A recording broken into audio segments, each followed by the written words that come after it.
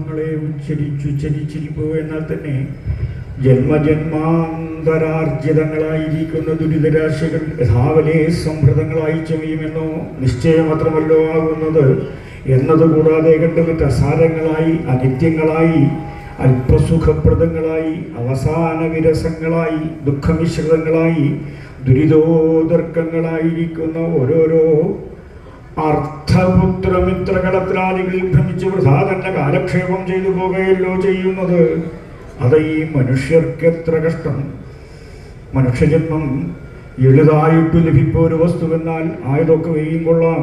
സുഹൃത ദുഷ്കൃതങ്ങൾ തുല്യങ്ങളായിരിക്കും സമയത്തെങ്കിലേ മനുഷ്യജന്മത്തെ ലഭിപ്പൂ. എന്ന ജന്മത്തെ ദൈവഗത്യാ ലഭിച്ചവാർ പക്ഷം വ്യർത്ഥമാക്കി കളയാതെ കണ്ട് ഒരവസരം വരുന്ന സമയത്തെങ്കിൽ ഈശ്വര സേവ ചെയ്ത് ദുരിത നിവൃത്തി വരുത്തി ഗതി വരുത്തിക്കൊള്ളുവാനായി കൊണ്ടുവേണമതേ എല്ലാ ജനങ്ങളും എല്ലാ സമയത്തെങ്കിലും പ്രയത്നം ചെയ്തുകൊള്ളുവാൻ ആയതത്രേ ഇവിടെ ജന്മസാഫല്യമാകുന്നത്. സാ ചന്ദ്രചൂട വാപ്പായാൽ ഉണ്ണമെല്ലാം ഇരിക്കുന്ന ചന്ദ്രചൂടൻ ഭവാന്മാരെ രക്ഷിക്കട്ടെ. എന്താ ചന്ദ്രചൂടൻ ഭവാന്മാരെ രക്ഷിക്കട്ടെ എന്ന് പറയാൻ കാരണം അവ്യാധിഗാത്രമനുകൂലതരം കളത്രം വേശ്മപ്രശാന്ത വിഭവാ വിശദാശ്ച വിദ്യാ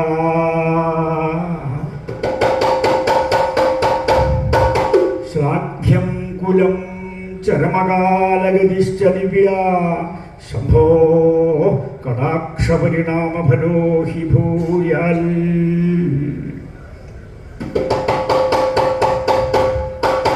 ശംഭോ കടാക്ഷപരിണാമഫല ഭൂയാൽ ഹി. ശംഭുവിൻ്റെ അങ്ങേറ്റത്തെ കടാക്ഷം ഉണ്ടെങ്കിൽ മാത്രമേ ഈ പറയുന്ന കാര്യങ്ങളൊക്കെ സഫലാവുള്ളൂ. എല്ലാ കാര്യങ്ങളും സഫലാവണമെങ്കിൽ ശംഭു വേണം. ശംഭു വെച്ചാൽ ശം കരോതി ഇതി ശങ്കര എന്ന മംഗളത്തെ മാത്രം പ്രദാനം ചെയ്യുന്ന മഹാദേവന്റെ അങ്ങേയറ്റത്തെ കടാക്ഷം ഉണ്ടെങ്കിൽ ഈ പറയുന്നത് പ്രത്യേകിച്ച് എല്ലാ കാര്യങ്ങളും അങ്ങനെയാണെങ്കിലും ആദ്യത്തെ അവ്യാധിഗാത്രം, ഗാത്രം വ്യാധിയോടുകൂടാതെ തീരുക. ഗാത്രം ശരീരം, ഓരോരുത്തരും ശരീരികളാണല്ലോ. പ്രാണങ്ങളെ രക്ഷിക്കാനായിക്കൊണ്ട് ആവരണം ചെയ്യപ്പെട്ടിട്ടുള്ള ശരീരത്തെ രക്ഷിക്കേണ്ട ആ കടമ ആ ശരീരക്കുണ്ട്. രക്ഷിക്കണമൊക്കെ ഉണ്ടെങ്കിലും ഒരു സമാധാനമില്ല കിട്ടും. ആ നിൽപ്പ് കിട്ടും. ഒന്നും കഴിക്കാനും പറ്റാണ്ട് ഉണങ്ങി. കാരണം ഈശ്വരനെ സേവിക്കുക അത് പതിവില്ല. എന്ത് കിട്ടിയാലും ഏത് സമയത്തും സേവിക്കല അകത്തേക്ക്. അങ്ങനെയുള്ള സേവാന്ന് വെച്ചാൽ എന്താ അറിയാത്ത പോലെ എപ്പോൾ പ്രത്യേകിച്ചും അതുകൊണ്ട് കാര്യമില്ല. മഹാദേവനെ പ്രത്യേകിച്ച് സേവിക്കണമെന്ന് പറയാൻ കാരണം വിഷ്ണു ഭക്തന്മാരായാലും വേണ്ടില്ല, കാളി ഭക്തന്മാർ ആ ഭക്തന്മാരായാലും വേണ്ടില്ല, മറ്റുള്ള ഈശ്വരിമാരെ സേവിക്കുന്നവരായാലും വേണ്ടില്ല. ശ്രീപരമേശ്വരന്റെ കടാക്ഷം ഉണ്ടെങ്കിലേ ഐശ്വര്യം ഏത് കാലത്തും നിലനിൽക്കുള്ളൂ. അതാണ് പ്രത്യേകിച്ച് വ്യാധി ഇല്ലാത്ത ശരീരം ആർക്കെങ്കിലും ഉണ്ടോ? എന്താ ചത്തു അനക്കല്ലോ നീങ്ങി മുമ്പിലേക്ക് വന്നോളൂ, പേടിക്കണ്ടേ, ഇങ്ങോട്ട് വന്നോളൂ. അവിടെ ഇങ്ങനെ മറന്നുകൊണ്ട് കാണാൻ വയ്യാത്ത സാധനമൊന്നുമല്ലോ. മുമ്പിലേക്ക് വന്നു, ഇങ്ങോട്ട് വന്നോളൂ. ആരോഗ്യ വരുന്നുണ്ട് വിളിക്കാത്ത സാധന ഇങ്ങോട്ട് കയറി ഇങ്ങോട്ട് വരിക, ഇങ്ങോട്ട് മുമ്പിലേക്ക് ഇങ്ങോട്ട് വന്നോളൂ. അവിടെ നിന്നായി ഒന്നാമത് പടക്കി വരുമ്പോൾ ആ വക വേഷമൊക്കെ ആയിട്ട് വരിക.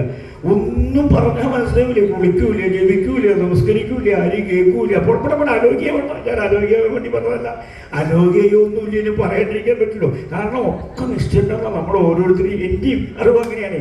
എല്ലാം നിശ്ചയുണ്ട്, ഒന്നുകൊണ്ടും അറിയില്ല. വേണ്ടതൊന്നും നമ്മൾക്കറിയില്ല, വേണ്ടാത്തോടത്തൊക്കെ ഉണ്ടാവുകയും ചെയ്യും. അതാണ് നമ്മുടെ കൊള്ളതായ്മ. ഇപ്പം ഇത്രയൊക്കെ കേമായി എല്ലാവരും എത്തി. എന്തിനൊക്കെയോ വന്നു, എന്തിനൊക്കെയോ പോയി.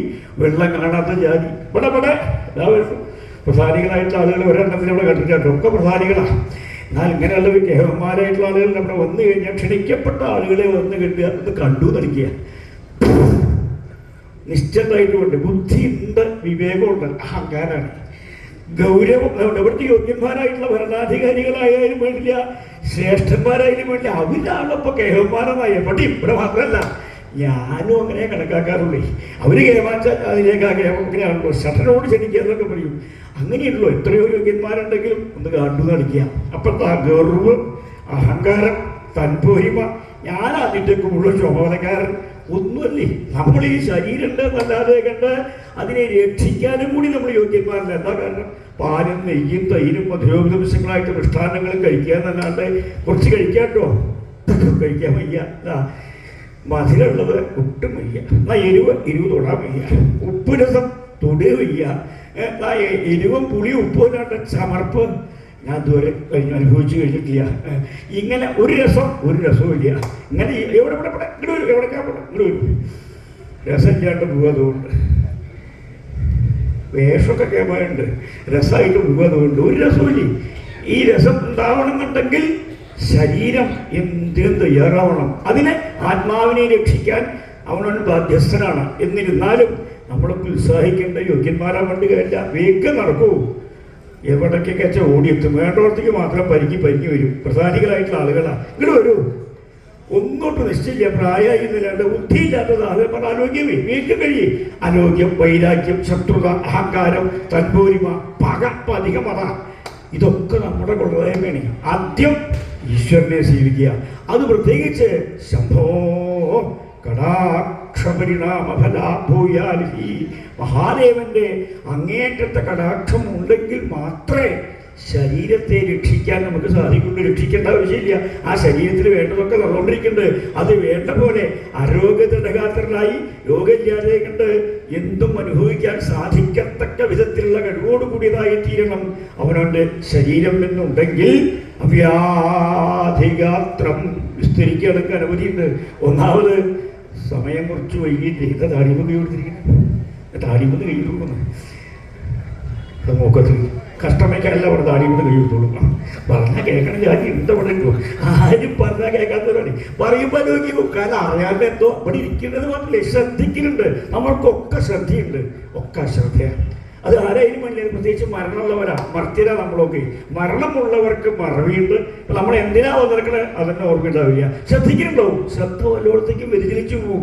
അതിനാണ് നമുക്ക് വേണ്ട പോലെ ഈശ്വരനെ സേവിക്കാൻ സാധിച്ചു എങ്കിൽ സകല കാര്യങ്ങളും സഫലമാവും. ഇനി ഒന്ന് സ്ഥിരിക്കുകയാണെങ്കിൽ ഒരു ദിവസം പറഞ്ഞാലൊന്നും കഴിയില്ല. പിന്നെന്താ? അനുകൂലതരം കളത്രം. അനുകൂലതരമായി തീരാം. കളത്രം വെച്ചാൽ ഭാര്യ. ഭാര്യവും ബഹുമാനവും കഴിഞ്ഞ് യുവനസ്ഥയായിട്ടുള്ള അവസ്ഥയിലേക്ക് വേശിക്കുമ്പോൾ അഗ്നിസാക്ഷിയാകുമ്പോൾ ധർമ്മപേക്ഷിക്കാൻ വിവാഹം. ഇപ്പം എവിടേക്കാ പോടെ അതൊക്കെ ചെറുപ്പക്കാലത്ത് ആദ്യം കളിക്ക് വിവാഹം കഴിക്കാൻ പോകുന്നതുകൊണ്ട് ഇവിടെ വരുമോ പോണ വിവാഹം എന്ന് കേട്ട അപ്പം ചാടിപ്പുറപ്പെടും.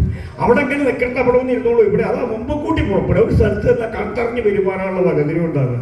വിവാഹം ഞാനാവാം നീവാം അതുകൊണ്ട് കാര്യമില്ല. വിവാഹം കഴിക്കാൻ പോയോണ്ട് കാര്യമില്ല. വിവാഹം കഴിച്ചാൽ ആ പ്രാണപ്രിയ സഖിയെ, ആ പ്രാണപ്രിയതമനെ, അന്യോന്യാനുരാഗം, ആ വിശ്വാസം, സ്നേഹം, പരസ്പര ബഹുമാനം, തൻ്റെ ഈശ്വരനെ പോലെ കാണണം, ഭർത്താവിനെ ഈശ്വരിയെ പോലെ കാണണം, തൻ്റെ പ്രിയതമേ. അതാണല്ലോ ദാമ്പത്യം. ഐക്യമാവണമെങ്കിൽ ദൈവാധീനം വേണം. അത് നമുക്ക് എല്ലാവർക്കും കഷ്ടിയാണ്. സാധാരണ അനുകൂലമാവണം. എവിടെ ഭാര്യ അതാ പോകണം. ഇതുവരെ എൻ്റെ അടുത്തിരുന്ന് ഇപ്പോഴോ വേറെ ആളൊക്കെ അനുകൂല. എത്ര ഉണ്ടെങ്കിൽ അവനവന് അനുകൂലമായി തീരണം പ്രിയതമമാരെ എന്നുണ്ടെങ്കിൽ ഭഗവാൻ താങ്ങേണ്ടത് കടാക്ഷം വേണം. വിസ്തരിക്കില്ല. വിസ്തരിച്ചാൽ കഴിയാത്ത കൊണ്ടും സമയക്കുറവുകൊണ്ടും നന്നായി, എല്ലാ നിലയ്ക്കും നന്നായി. കുറച്ചും കൂടി സഹായിക്കണം. നല്ല നേരെ ഉള്ളിലേക്ക് വിവാഹമൊക്കെ ആവാം. അല്ലെങ്കിൽ പ്രായമൊക്കെ ആയിട്ടുണ്ട് വിവാഹമൊക്കെ ആവാം. നല്ലതാവുക, നേരെയാവുക, അങ്ങനെയൊക്കെയാണല്ലോ എല്ലാവരും വിചാരിക്കുന്നത്. അറിവില്ലെങ്കിലും നമുക്ക് മോഹം എല്ലാം നേരെയാവണമെന്നാണ്. അതാണ് എടുത്തു പറയാൻ കാരണം. ശംഭുവിൻ്റെ അങ്ങേറ്റത്തെ അദ്ദേഹം കടാക്ഷിച്ചാൽ മാത്രം പോരാ. അങ്ങേറ്റത്തെ കടാക്ഷം ഉണ്ടെങ്കിലേ ആ ഭാര്യ കളത്രം തനിക്ക് അനുകൂലമുള്ളൂ. ഇത് മാത്രമല്ല വേശ്മ പ്രശാന്തം. വേശ്മം പ്രശാന്താവുക. വേശ്മ വെച്ചാൽ അവനവൻ്റെ ഭവനം. പറയുമ്പോഴേക്ക് പുറപ്പെട്ടോ. നേരം വൈകിട്ടാ പോണ. നേരം വഴുകൊണ്ടില്ല, ഭവനത്തിലേക്ക് പോകുക. അതുകൊണ്ട് കാര്യമില്ല. ഭവനം എന്ന് പറഞ്ഞത് പ്രശാന്തം എന്നുള്ള പദവും രണ്ടും വിസ്തരിക്കാൻ സാധിക്കാത്ത, വിസ്തരിച്ചാൽ കഴിയാത്ത, ധരിക്കാത്ത കഴിവന്നില്ല. എത്ര ആളുകൾ വിഷമിക്കുന്നില്ലേ? ഭവനമൊക്കെ കെട്ടിണ്ടാക്കി ഏമായിട്ട് മണിമന്ദിരം. അവിടെ ഭാര്യയുണ്ട്, മക്കളുണ്ട്, ബന്ധുക്കളുണ്ട്, സഹോദരങ്ങളുണ്ട്, അച്ഛനമ്മമാർ. ആരാണ് ഇതൊക്കെ ഉണ്ടാക്കുന്നത്? ഇവിടെ ഇതൊക്കെണ്ടായിക്കൊണ്ട് ഏട്ടകള് ഒരു സമാധാനതയാണ്. ഊറ്റക്കാരാന്ന് വച്ചേക്കണേ. സമാധാനം ഉണ്ടാവും. ഭവന അച്ഛനമ്മോടും അമ്മ അച്ഛനോടും ജ്യേഷ്ഠനോടും മാത്രമല്ല ഭാര്യയോടും വന്നവരോടും ബന്ധുക്കളോടും ഒക്കെ എപ്പോഴും ബഹളായിക്കൊണ്ട് ശാന്തിയും സമാധാനവും ഇല്ല. എല്ലാ സമ്പത്തും ഉണ്ട്, ഒന്നും അനുഭവിക്കാൻ പറ്റാണ്ട്. ഇപ്പൊ ഒന്നുമില്ലാണ്ട് വരികയല്ലേ. അതൊന്നും പറയട്ടൊഴുക്കി ഭവനം വേണ്ട, ഒന്നും വേണ്ട. എത്ര ആള് വിഷമിക്കണു. അതിനാണ് പ്രശാന്തം വേശ്മ. അതിനും മഹാദേവന്റെ അങ്ങേറ്റത്തെ കടാക്ഷം വേണം. വിശദാശ്ച വിദ്യ, വിദ്യ ഉണ്ടാവണം. അത് വിശദമായിട്ടുള്ള വിദ്യയും വേണം. ഓരോന്നോരോന്നായിട്ട് പറയുകയാണെങ്കിൽ നേരെ പോകും. അതായത് വിദ്വാൻ എന്ന് വെച്ചാൽ ഓർമ്മയ്ക്കുണ്ടാവും വിദ്വാനി. എനിക്ക് പേരറിയില്ല കേട്ടോ. ഒന്നാമത് പേര് ഓർമ്മിച്ച് വയ്ക്കാൻ കുറച്ച് പ്രയാസമാണ്. ആ രണ്ടാമത്തെ വളവ് കഴിഞ്ഞിട്ട് വരുമ്പോൾ ഒരു വിദ്വാൻ എൻ്റെ മുമ്പിലേക്ക് വരും. വാഷവനവും വങ്കനവും ഒന്നും ഉണ്ടാവില്ല, വിദ്യ ഉണ്ടാവില്ല. എന്നാലും പരിചയമില്ലാത്ത ആളുകളെ ഞാൻ പറഞ്ഞ വഴിക്കൊരു വിദ്വാൻ എന്ന് പറയാറുണ്ട്. ആ വിദ്വത്വമല്ല, വിശദായിട്ടുള്ള വിദ്യ ഉണ്ടായിത്തീരണം എന്നുണ്ടെങ്കിൽ അതിനും ശംഭോ കടാക്ഷപരിണാമഫലോ ഹി ഭൂയാൽ. മഹാദേവന്റെ അങ്ങേറ്റത്തെ കടാക്ഷം വേണം. ഗുരുനാഥന്മാർക്ക് യോഗ്യന്മാരായിട്ടുള്ള ശിഷ്യന്മാരെ കിട്ടാനും ഗുരുനാഥന്മാർക്ക് ദൈവാധീനം വേണം. ശിഷ്യന്മാർക്ക് ഉന്നതന്മാരായിട്ടുള്ള ഗുരുക്കന്മാരെ കിട്ടാനും ദൈവാധീനം വേണം. ഇത് രണ്ടും ഒരുമിച്ചായാലും അത് ഹൃദിസ്ഥാക്കി തീർക്കലും ഉപദേശം കേൾക്കലും സ്വീകരിക്കലും അനുസരിക്കലും അത് ലോകനന്മയ്ക്കായിക്കൊണ്ട് പ്രദാനം ചെയ്യാനും സാധിക്കണം എന്നുണ്ടെങ്കിൽ വിശദാശ്ച വിദ്യ, നല്ല വിദ്യ ഉണ്ടാവണം. വിദ്യ എന്തെങ്കിലും ഇട്ട് കാര്യമില്ല, വേണ്ടതെന്തോ അതുണ്ടാവണം. അതില്ല, ആ നമ്മളുടെയൊക്കെ കുറവ് തന്നെയാണല്ലോ. ശ്രാഗ്യം കുലം, അവനവൻ്റെ ഭവനം പേര് കേട്ടതാണ്. ഇന്നതിക്കലെ ഇന്ന ആളെന്ന് കേട്ട് കഴിഞ്ഞാൽ അറിയപ്പെട്ട ഭവനത്തിൽ ജനിക്കാൻ സാധിക്കുക. ഇനി പറഞ്ഞിട്ട് കാര്യമില്ല, എവിടെയെങ്കിലും ജനിച്ചു രണ്ടാമത്തെ കുണ്ടിലെ പുള്ളിയുടെ ചൂട്ടിലെ നിനക്ക് ശിയാളുടെ പേരിട്ടുള്ളൂ, എവിടെയെന്നറിയില്ലേ, ഉടമസ്ഥനും ഉണ്ടാവില്ല. എത്ര ആൾ വിഷമിക്കും, സമ്പത്തൊക്കെ ഉണ്ടാവും. കുറച്ച് കഴിഞ്ഞാൽ പേര് പറയാൻ വിഷമം, സ്ഥലം പറയാൻ വിഷമം, പ്രധാനപ്പെട്ട വ്യക്തികളാവും. എന്നാൽ എവിടുത്തെ അതാണൊരു വിഷമം. അതാണ് ഉന്നതങ്ങളായിട്ടുള്ള ഭവനങ്ങളിൽ ജനിക്കാൻ സാധിക്കണം എന്നുണ്ടെങ്കിലും മഹാദേവന്റെ അങ്ങേറ്റത്തെ കടാക്ഷം വേണം. ഇത്ര മാത്രമല്ല, ചരമകാലഗതീച്ച, ചരമകാലഗതിയാകട്ടെ, ബാല്യം കഴിഞ്ഞ് ജനിച്ചു കഴിഞ്ഞാൽ, ബാല്യം കഴിഞ്ഞ് കൗമാരം കഴിഞ്ഞ് യൗവനസ്ഥയായിട്ടുള്ള അവസ്ഥയിലേക്ക് വേശിച്ചു കഴിഞ്ഞാൽ, വിവാഹം കഴിച്ച് സന്തോഷമായിട്ട് കഴിയുന്ന കാലത്ത് ക്രമത്തിൽ വാർദ്ധക്യം വരുമല്ലോ. വാർദ്ധക്യ ദശയിൽ നമ്മൾ എന്തൊക്കെ നേടിയിട്ടുണ്ടെങ്കിലും വിവരം കൂടിയാണെങ്കിലും കുറയുകയാണെങ്കിലും ഓർമ്മ ഉണ്ടായിക്കൊള്ളുന്നില്ല, ചിലപ്പോൾ ശ്രദ്ധ ഉണ്ടായിക്കൊള്ളുന്നില്ല, കഴിക്കാൻ പറ്റിക്കൊള്ളുന്നില്ല, സുഖമായിട്ടിരിക്കാം, ഇതൊക്കെ ഉണ്ടെങ്കിലും മരണം സുനിശ്ചിത. എപ്പോഴേലും മരിക്കും. അത് ആരെയും മരിക്കാണ്ടോ ഇല്ല. മരിക്കണത് എത്ര കാലം ജീവച്ഛമായിട്ട് ആർക്കും ആവശ്യമില്ലാതെ കൊണ്ട് ഉപദ്രവം. ആദ്യമൊക്കെ വലിയ കാര്യമോ ബഹുമാനമായിരുന്നു, ചത്തുപോയാൽ മതിയായിരുന്നു ഇല്ലേ. എത്ര ആൾ വിഷമിക്കുന്നുണ്ട്. എന്താ തെക്ക് കൊടുക്കാൻ നടക്കണേ? കഴിഞ്ഞോ? ഇല്ല, കഴിയണില്ല. കഴിയാൻ വേണ്ടി നടക്കുക. എവിടേക്കാ പോണേ? ചത്തു നോക്കാൻ പോവുക. എത്ര കാലമായി നോക്കണം. സമാധാനം അവനോട് വലിയ പലർക്കും ഇല്ല. ഇതൊക്കെ ഓർമ്മയുണ്ടാവുകയും ചെയ്യും. എന്തിനാ ജീവിച്ചിട്ട് കാര്യം? അപ്പോ അതിനും അവസാന കാലം ചരമകാലഗതി ദിവ്യ.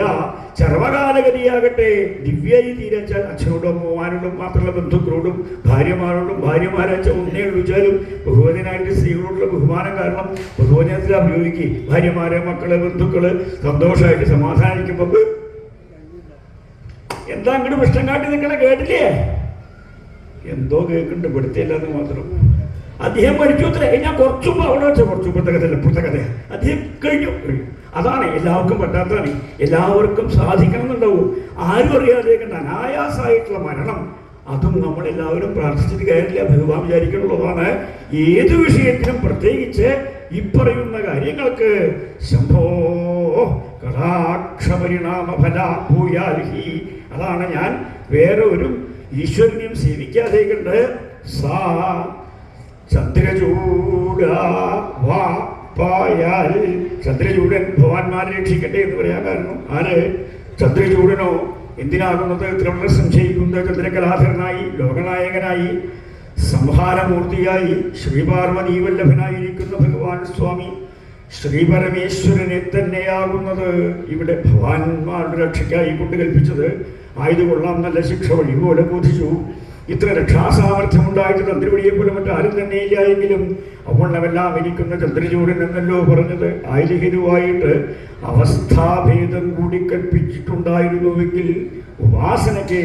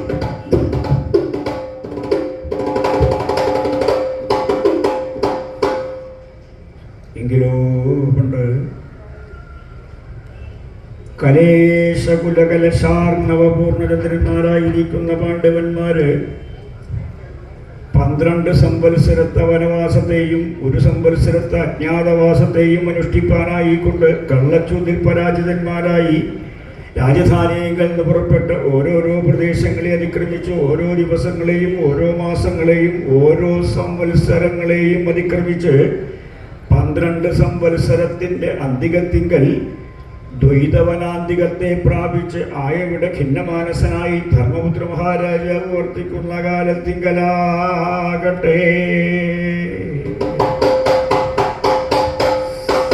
കൃതേധകൃമീരവധേ ബഗാരിണ വനം ഗതാ കാമ്യകമസ്തകണ്ഡകം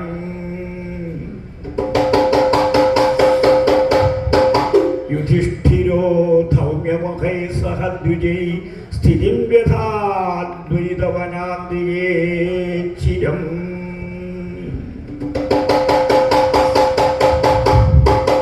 അഥാ ബഗാരിണ കൃമീരവധേ കൃതേ സതി അനന്തരം ബഗാരിയാൽ കൃമീരവധം കൃതമായിരിക്കും സമയത്തെങ്കിൽ ബഗാരി ബഗന്റെ അരിച്ച ശത്രു ബഗാസുരന്റെ ശത്രു ഭീമസേനൻ അദ്ദേഹത്താൽ കൃമീരവധം കൃതമായി തീർന്നു എന്ന് വെച്ചാൽ ഭഗവധം കഴിഞ്ഞ് കൃമീരവധവും കഴിഞ്ഞതിന് ശേഷം വീണ്ടും യാത്ര തന്നെയാണല്ലോ 12 കൊല്ലത്തെ വനവാസവും 1 കൊല്ലത്തെ അജ്ഞാതവാസവും അനുഷ്ഠിക്കാനായിക്കൊണ്ട് കള്ളച്ചൂതിൽ പരാജിതന്മാരാക്കി തീർക്കുകയുണ്ടായ ദുർബുദ്ധികളായിട്ട് ദുര്യോധനാദികളുടെ നിർബന്ധത്തിന് വഴങ്ങേണ്ടി വന്നു.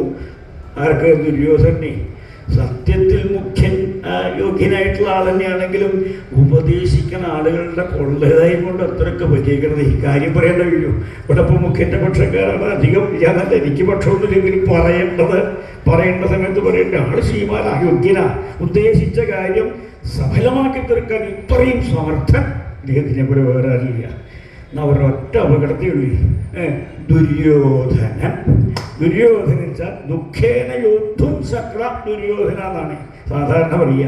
ദുഃഖം കൊണ്ട് മാത്രമേ പ്രതിപക്ഷത്തിന് അദ്ദേഹത്തിനെ ജയിക്കാൻ പറ്റുള്ളൂ. സാധാരണക്കാർക്കൊന്നും ജയിക്കാൻ പറ്റില്ല. എന്നാൽ സുയോധനെന്നും അദ്ദേഹത്തിനെ വിശേഷിപ്പിക്കാറുണ്ട്. ആരെ? മുഖ്യനായിട്ട് അദ്ദേഹത്തിനെ. സുയോധന വെച്ചാൽ സുഖേന യോദ്ധും ശക്ര സുയോധന എന്നാണ്. അദ്ദേഹത്തിന് പ്രതിപക്ഷത്തെ ജയിക്കാൻ യാതൊരു പ്രയാസവും ഇല്ല. സുഖമായിട്ട് ജയിക്കാൻ പറ്റും. ആണല്ലോ. രണ്ടും ഒരാൾ തന്നെയാണെങ്കിൽ 2 പേരിലറിയപ്പെട്ടു വെച്ചാലും അദ്ദേഹം ദുര്യോധനൻ നിർബന്ധിക്കാൻ കാരണം ധൃതരാഷ്ട്ര മഹാരാജാവിൻ്റെ പുത്രന്മാർ 100 എണ്ണമാണല്ലോ. ഗാന്ധാരി വിവാഹം കഴിഞ്ഞപ്പോൾ തൻ്റെ പ്രിയതമനെ പോകണം പിന്നാലെ പുറപ്പെട്ടു. രണ്ടാൾ യോജിപ്പെട്ടിട്ടു. ഒരേ വലിപ്പം, ഒരേ രൂപം, ഒരേ സമ്പ്രദായം. പുറപ്പെട്ടുകൊണ്ട് കയറ്റി തൻ്റെ പ്രിയതമനെ കണ്ണ് കാണില്ല എന്ന് അപ്പോഴാണ് മനസ്സിലായേ. എന്നാൽ തനിക്ക് കണ്ണ് കാണാൻ നിശ്ചയിച്ച് ഗാന്ധാരി കണ്ണ് കെട്ടി. അങ്ങനെയാണല്ലോ. അപ്പോഴോ തൻ്റെ അനുജൻ പാണ്ഡുവിനെ രാജ്യരക്ഷയ്ക്ക് രാജാവായിട്ട് നിശ്ചയിച്ചു. അദ്ദേഹത്തിന് വിവാഹം കഴിഞ്ഞു. 2 ഭാര്യമാരാണ്. ഒരു ഭാര്യ ഉണ്ടായാൽ തന്നെ സാധാരണക്കാർക്ക് കഴിയാൻ പ്രയാസം. അത് 2 ഭാര്യമാരാണ്. എന്താ കാരണം വെച്ചാൽ കുന്തിദേവിയും മാതൃദേവിയും 2 പേരോട് പോയിട്ട് കുറച്ച് ദിവസം ബന്ധപ്പെടുത്തി കഴിഞ്ഞു. കുറച്ച് ദിവസം കഴിഞ്ഞപ്പോൾ എവിടേക്കെങ്കിലും ഭാര്യമാരെ കൊണ്ടുപോണേ. അത് നടക്കണ്ടേ? എവിടേക്കാ പോണ? ഇവിടെ വരുന്നു കുന്തി മാതിരി. അങ്ങോട്ട് പോണ്ട, അങ്ങോട്ട് വരൂ. ഇവിടെ ഇങ്ങോട്ട് വരാൻ. അവിടെ അല്ല, ഇങ്ങോട്ട് വരാൻ. ഇങ്ങോട്ട് പരിചയിക്കുന്നുണ്ടോ? ഇങ്ങോട്ട് ഒരു പരിചയമായിട്ട് അവിടെ വന്നിരിക്കാം. ഞാൻ പറഞ്ഞാൽ അനുസരിക്കണം. ഇങ്ങോട്ട് വരാൻ പറഞ്ഞാൽ അങ്ങോട്ട് പോയിക്കാൻ വരില്ല. ഇതാ വരുന്നുണ്ട് 2 ആളും. ഒന്ന് കുന്തി, ഒന്ന് മാതിരി. എൻ്റെ മുഖത്തോക്കിയതല്ല. അങ്ങോട്ട് മുതാവ് ഇതുവരെ എവിടെ ഇരുന്ന വേഷം കെട്ടി വായ പൊളിച്ചിട്ടുണ്ടാക്കി ഇവിടെ വന്നിട്ടു. ഇവിടെ പറഞ്ഞാൽ അനുസരിക്കുക. ആദ്യം അനുസരണേ വേണ്ട. എന്നാലും വന്നു വരും. പരിചയിക്കാനാണ്. വിവാഹം കഴിഞ്ഞ് അധികമായിട്ടില്ല. അതിൻ്റെ അവസ്ഥ ഇവിടെ ഇരിക്കാം. സന്തോഷമായി. കാരണം കുറേ കാലമായി ഇങ്ങനെ പരിഞ്ഞ് വേഗം നടക്കരുതേ. നടക്കാനും വയ്യാത്ത മാതിരി ഇങ്ങനെ കെട്ടിയിട്ട് കൊണ്ട് അവിടെ ഇരിക്കാം. അവിടെ പറഞ്ഞ അവരുടെ കാര്യമില്ലേ ഏതേതാകെ അവനെ ചില കുന്തിയും മാത്രയും അപ്പൊ രണ്ടാളെയും തേരി കയറ്റിയിട്ട് കാട്ടിലേക്കാണ് പുറപ്പെട്ടപ്പോൾ ഈ കാട്ടിൽ ദുഷ്ടജന്തുക്കളും ഓരോ വനാണല്ലോ. ഇപ്പൊ തൻ്റെ കുറച്ച് സൈന്യങ്ങളൊക്കെ ഉണ്ട്. പാണ്ഡു മഹാരാജാവ് എല്ലും ഒപ്പം കയ്യെ പിടിച്ചുകൊണ്ട് പോണ വഴിക്ക് ഒരു മൃഗങ്ങളെ കണ്ടു. പല മൃഗങ്ങളുണ്ടെങ്കിൽ മാൻപേടകള്. അതിൽ മാൻപേടകളുടെ കൂട്ടത്തിൽ ഒരു മാനും അതിൻ്റെ പെൺമാനും കൂടിയിട്ട് കളിക്കുക. യഥാർത്ഥത്തിൽ അത് മാനല്ല. അവിടെ കിന്തമൻ എന്ന പേരായിട്ടുള്ള മഹർഷി അദ്ദേഹത്തിൻ്റെ പ്രിയതമയോട് കൂടിയിട്ട് ഇഷ്ടത്തിനനുസരിച്ച് രമിച്ചുകൊണ്ടിരിക്കുന്നതാ. അതാണ് പാണ്ഡുവിന് കാണാൻ സാധിച്ചത്. നല്ല കൗതുകത്തെ കാണാൻ ഞാൻ കണ്ടിട്ട് പോകുന്നു. നോക്കുമ്പോൾ ശരം എടുത്ത് അമ്പും വില്ലും തൊടുത്ത് കുറച്ചു നേരം പിന്നാലെ തേരെ ഓടിച്ചപ്പോൾ കിട്ടുന്നില്ല. മഹർഷി കൊടുക്കൊണ്ട് പോകുന്നുണ്ട്. പത്നി മാനിൻ്റെ വേഷത്തിലാണല്ലോ. അവസാനം പാണ്ഡു അതികേമനായിട്ടുള്ള ആളാവുകൊണ്ട് ശരം പ്രയോഗിച്ച് ആ മഹർഷി പത്നിയെ നിഗ്രഹിക്കാനുള്ള അബദ്ധം പറ്റിയതാ. വേഷം മാറിയപ്പോൾ മഹാരാജാവ് പാണ്ഡു അങ്ങ് പരമാർത്ഥ അറിയാതെ കണ്ടാണെങ്കിലും എൻ്റെ പ്രിയതമയെ കൊല്ലില്ലേ ചെയ്ത്. അതുകൊണ്ട് അങ്ങയുടെ ഭാര്യമാരെ തൊട്ടാൽ തല പൊട്ടിത്തെറിച്ചു പോകാനിട വരട്ടെ. സമാധാനായി. തല പൊട്ടിത്തെറിച്ചു പോകാനാണ് വരട്ടെ പറഞ്ഞപ്പോൾ പിന്നെ നിവൃത്തിയൊന്നുമില്ലല്ലോ. ഇനി ഇവിടുന്ന് മടങ്ങിപ്പോയ രാജധാനിലേക്കാണ് പോകേണ്ടത്. രാജധാനി പോയി കഴിഞ്ഞാൽ എല്ലാവരും അറിയും എന്താ ഈ കഷ്ടം വെച്ച് കൊണ്ടിരിക്കണം. ഇങ്ങോട്ട് വന്നു. മൂന്നാളും കൂടി അവിടെ നിൽക്കുക. ഇങ്ങോട്ട് വരും. ഇവിടെ വന്നിരിക്കരുത്. ഇങ്ങനെ കണ്ടെറിഞ്ഞ് പെരുമാറുണ്ട്. എന്നെ ഇങ്ങനെ ഒറ്റപ്പെടുത്തിയേ പറ്റും. ഇങ്ങോട്ട് വരൂ. പിന്നാക്കം പോകാനല്ല പറഞ്ഞു. വിവാഹം കഴിഞ്ഞ് എച്ചിയും മുട്ടില്ല അത്രയായിട്ട് ഇവിടെ ഇങ്ങോട്ട് വരും. അവിടെ അങ്ങനെ താടിയും കയ്യും കൊടുത്ത് കയ്യും കെട്ടി കുന്തിയും മാതിരിയും ഒരാൾ പറഞ്ഞു ഇങ്ങോട്ട് വരുമോ പോകുന്നുള്ളൂ. ഇവിടെ മഹാരാജാവും കുന്തിയും മാതിരിയും ഇതാ മൂന്നെണ്ണം കൂടി എത്ര നേരെ ഈ കാത്തിരിക്കുന്നു. തൊട്ടാട്ടെ അപ്പം പൊട്ടിയോ തല പൊട്ടി നശിച്ചില്ലോ. നോക്കുമ്പോൾ സൂക്ഷിക്കണം. അടുത്തിരിക്കേണ്ട. കുറച്ചധികം പരിഭവം തുടങ്ങി. കാരണം നവോഷകളായിട്ടുള്ള പ്രതിമമാരാ, സുന്ദരിമാരും സൗശീല്യമതികളും ഏമായിട്ടുള്ള മഹാരാജാവ് ചെറുപ്പമാണ്. വിവാഹം കഴിഞ്ഞ് അധികമായിട്ടില്ല. അപ്പോഴാണ് ഇനി തൊട്ടാൽ ചിലപ്പോൾ കയ്യോ കാലോ വിരലോ ചിലപ്പോൾ ശ്വസിക്കുമ്പോഴോ അടുത്ത് പോയി കഴിഞ്ഞാൽ അപ്പോടെ പൊട്ടി മഹർഷിയാണ് ശപിച്ച എന്താ അറിയില്ലോ. ഇനി എന്താ ചെയ്യുക? ഇന്നിപ്പോൾ കാലും കെട്ടിയിരിക്കുന്നു. ഒന്നും ചെയ്യാലോ. ആ കാല് കാറ്റിക്കൂടെ. കാല് വേച്ചിട്ട് വേറൊന്നുമല്ല. പ്രായം കൊണ്ടൊന്നല്ലേ. ഇപ്പം ആകെ ചിന്തിച്ച് ഇവിടെ ഒന്നല്ലേ. ഭാര്യമാരെ എടുത്താൽ ചിത്ത മുഴുവന് എന്താ കാട്ടെ വർഷം ആരോഗ്യം ആകെ വർഷമൊക്കെ ആരോഗ്യമുണ്ട. ഇനിയിപ്പോൾ എന്താ വഴി? അപ്പോഴാണ് കുന്തി അടുത്ത് പോയിട്ട് തൻ്റെ പ്രിയതമനാണല്ലോ. പ്രിയതമൻ്റെ അടുത്ത് പോയിട്ട് കാര്യം സാധിക്കാൻ നിശ്ചയിച്ച് അതെ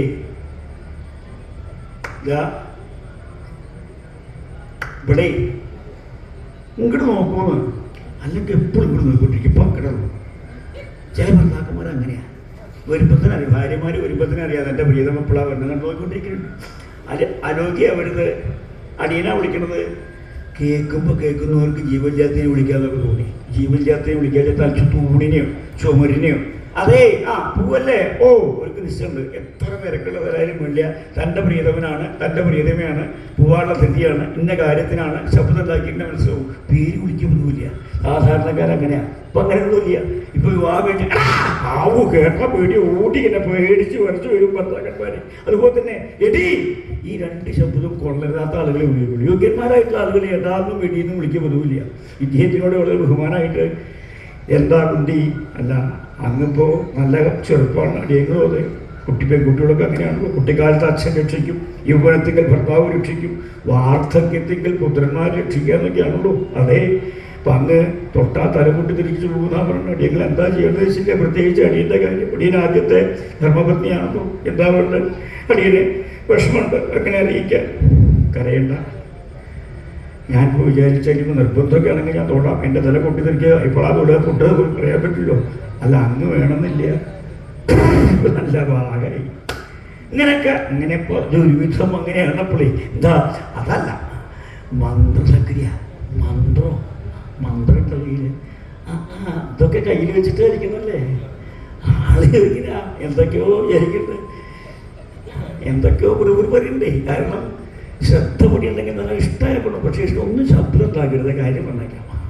എന്നാൽ നിശ്ചയിക്കേണ്ട കാര്യം ഇത് ഒറ്റ വിചാരം മാത്രമേ ഉള്ളൂ. രണ്ടാളും ആലോചിച്ചപ്പോൾ എന്താ മന്ത്രം കൊണ്ട് പുത്രനെ ഉണ്ടാവും. ആയിക്കോളും അനുവാദം കൊടുത്തു. ആദ്യം യമധർമ്മനെ സ്മരിച്ചു. ഏറ്റവും ശ്രേഷ്ഠനും ദിവ്യനും മാത്രമല്ല അരോഗതടകാത്തരനും സുന്ദരനും സുമുഖനുമായിട്ടുള്ള യമധർമ്മനെ സ്മരിച്ചു. അദ്ദേഹം വന്നു, സമാഗമുണ്ടായി, ഗർഭമുണ്ടായി, പ്രസവിച്ചു. യമധർമ്മന്റെ പുത്രനായിട്ട് ധർമ്മപുത്ര മഹാരാജാവ് ആദ്യത്തെ ആൾ അങ്ങനെയാണല്ലോ. അത് കഴിഞ്ഞപ്പോൾ വീണ്ടും അടുത്ത് പോയിട്ട് പ്രിയതമൻ്റെ അടുത്ത് പോയിട്ട് അതേ ഇങ്ങോട്ട് നോക്കൂന്ന് കേട്ടപ്പോൾ മനസ്സിലായി. ആര്യെ എന്തിനാണോ ഇപ്പോൾ പ്രസവം കഴിഞ്ഞിട്ടില്ലേ, പ്രസവം കഴിഞ്ഞ ഉടനെ ഇപ്പോൾ ആര്യെ എല്ലാവരും പേര് വിളിക്കാറില്ല, ഈ ശബ്ദം ഉണ്ടാക്കിയിട്ടാണ് വിളിക്കുക. ശബ്ദം ഉണ്ടാക്കി വിളിക്കുമ്പോൾ ഭർത്താവാണെങ്കിലും ഭർത്താവ് എന്ന് വിളിക്കാറൊന്നുമില്ല. ഇവൻ ചോദിച്ചു ആരാ കൂടെ കണ്ടത്? അദ്ദേഹം മനസ്സിലായില്ല. എൻ്റെ അദ്ദേഹം ഇപ്പോൾ സാധാരണക്കാർക്ക് മനസ്സിലാവുന്ന ഭർത്താവാണ്. അതും അറിയില്ലെങ്കിൽ ആരാ കൂടെ കണ്ടത്? കുട്ടറച്ഛനാ. ഏത് കുട്ടറെ? എൻ്റെ കുട്ടറച്ഛൻ, എൻ്റെ ഉണ്ണിടച്ഛൻ. ഇങ്ങനെയൊക്കെയാണ് ഭർത്താവ് എന്ന് മനസ്സിലാക്കിയിരിക്കുക. ഇതിപ്പോൾ എന്തോ താടിയുമ്പോൾ കൈ കൊടുത്തോണ്ടിരിക്കുന്നുണ്ട്. ആ താടിയുമ്പോൾ കൈയെടുത്തിരിക്കുന്നു. സന്തോഷമായി. കുട്ടിയുടെ അച്ഛനാണ് ബോധ്യ. ഞാൻ എന്തൊക്കെയോ ഇഷ്ടമായിരുന്നു കാര്യം ചെയ്യാം.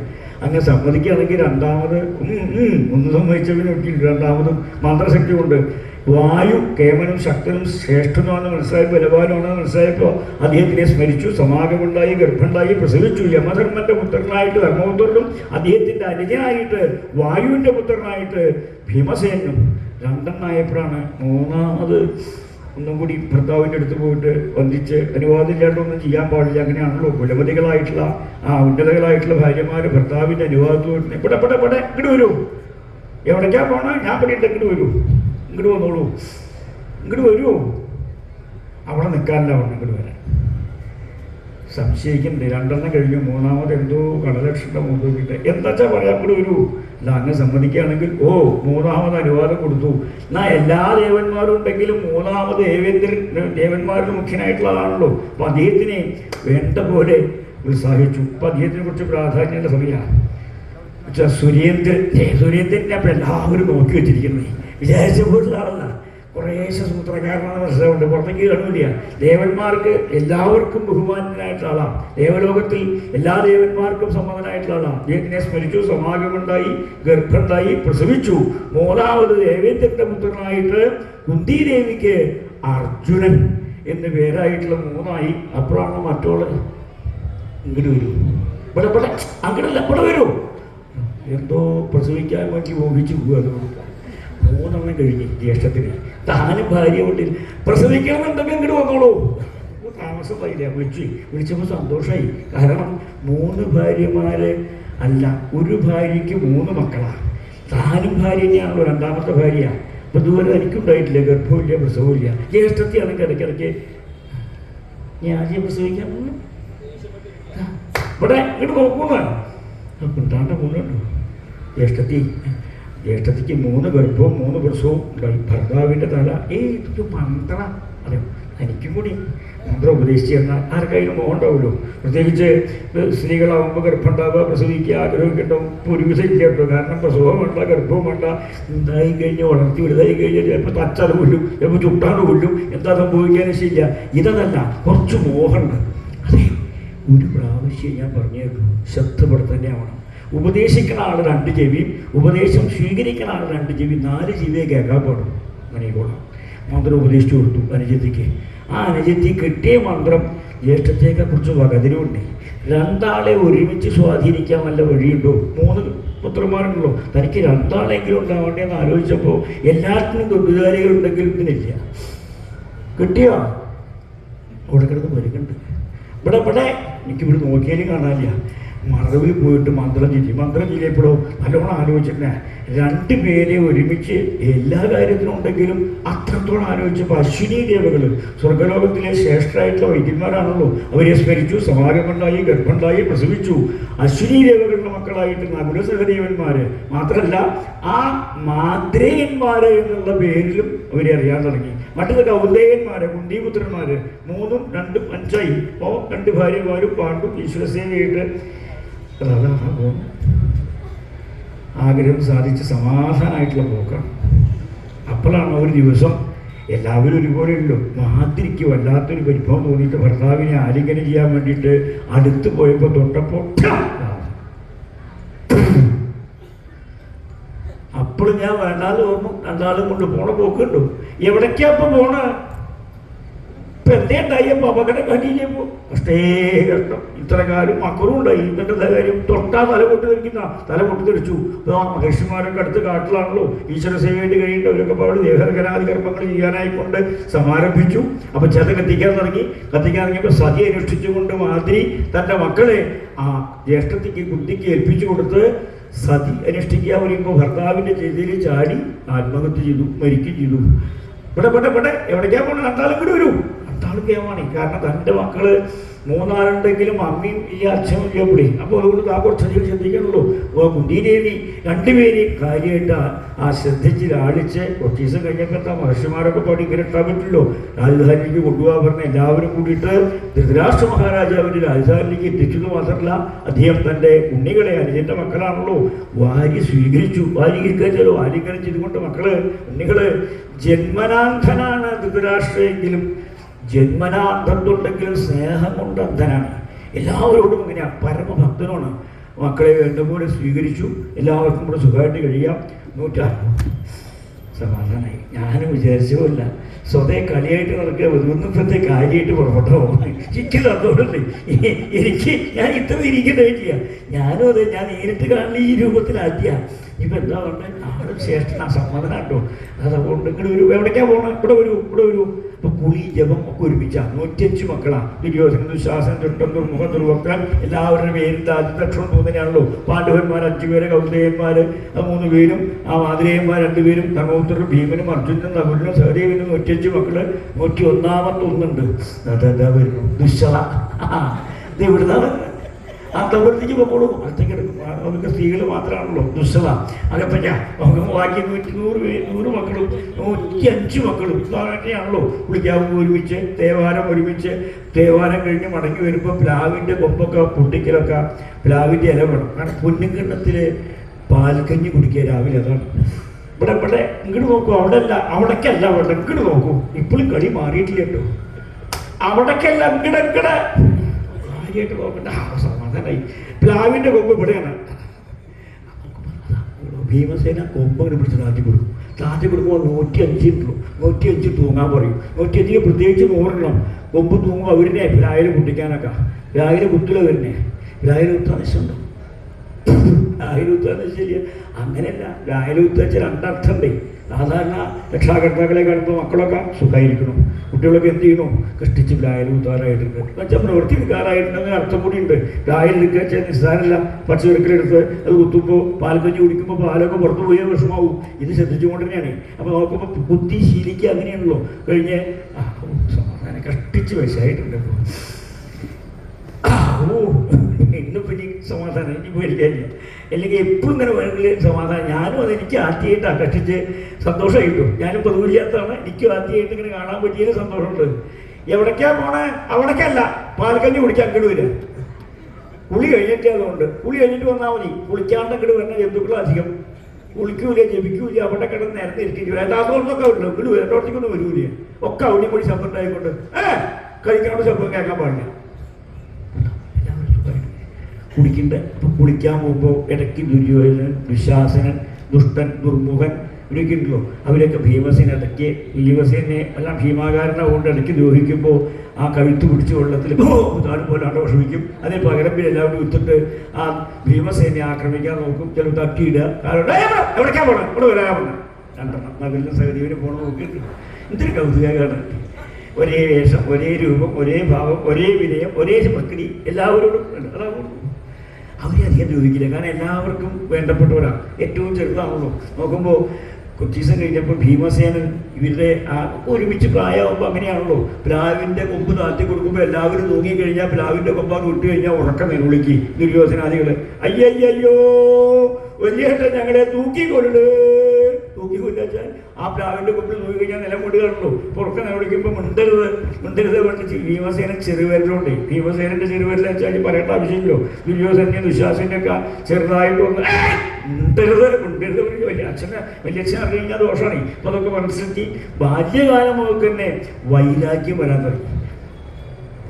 കുളിക്കാൻ മുമ്പ് ചാടുമ്പോൾ തട്ടിയിടുക, വെള്ളത്തിലിടുക, മരയുടെ മുകളിൽ തട്ടിയിടുക എന്നൊക്കെ എന്താ. കുട്ടികളാകുമ്പോൾ പ്രായത്തിൽ കുറച്ച് വികൃതി കൂടി വൈരാഗ്യ ബുദ്ധി.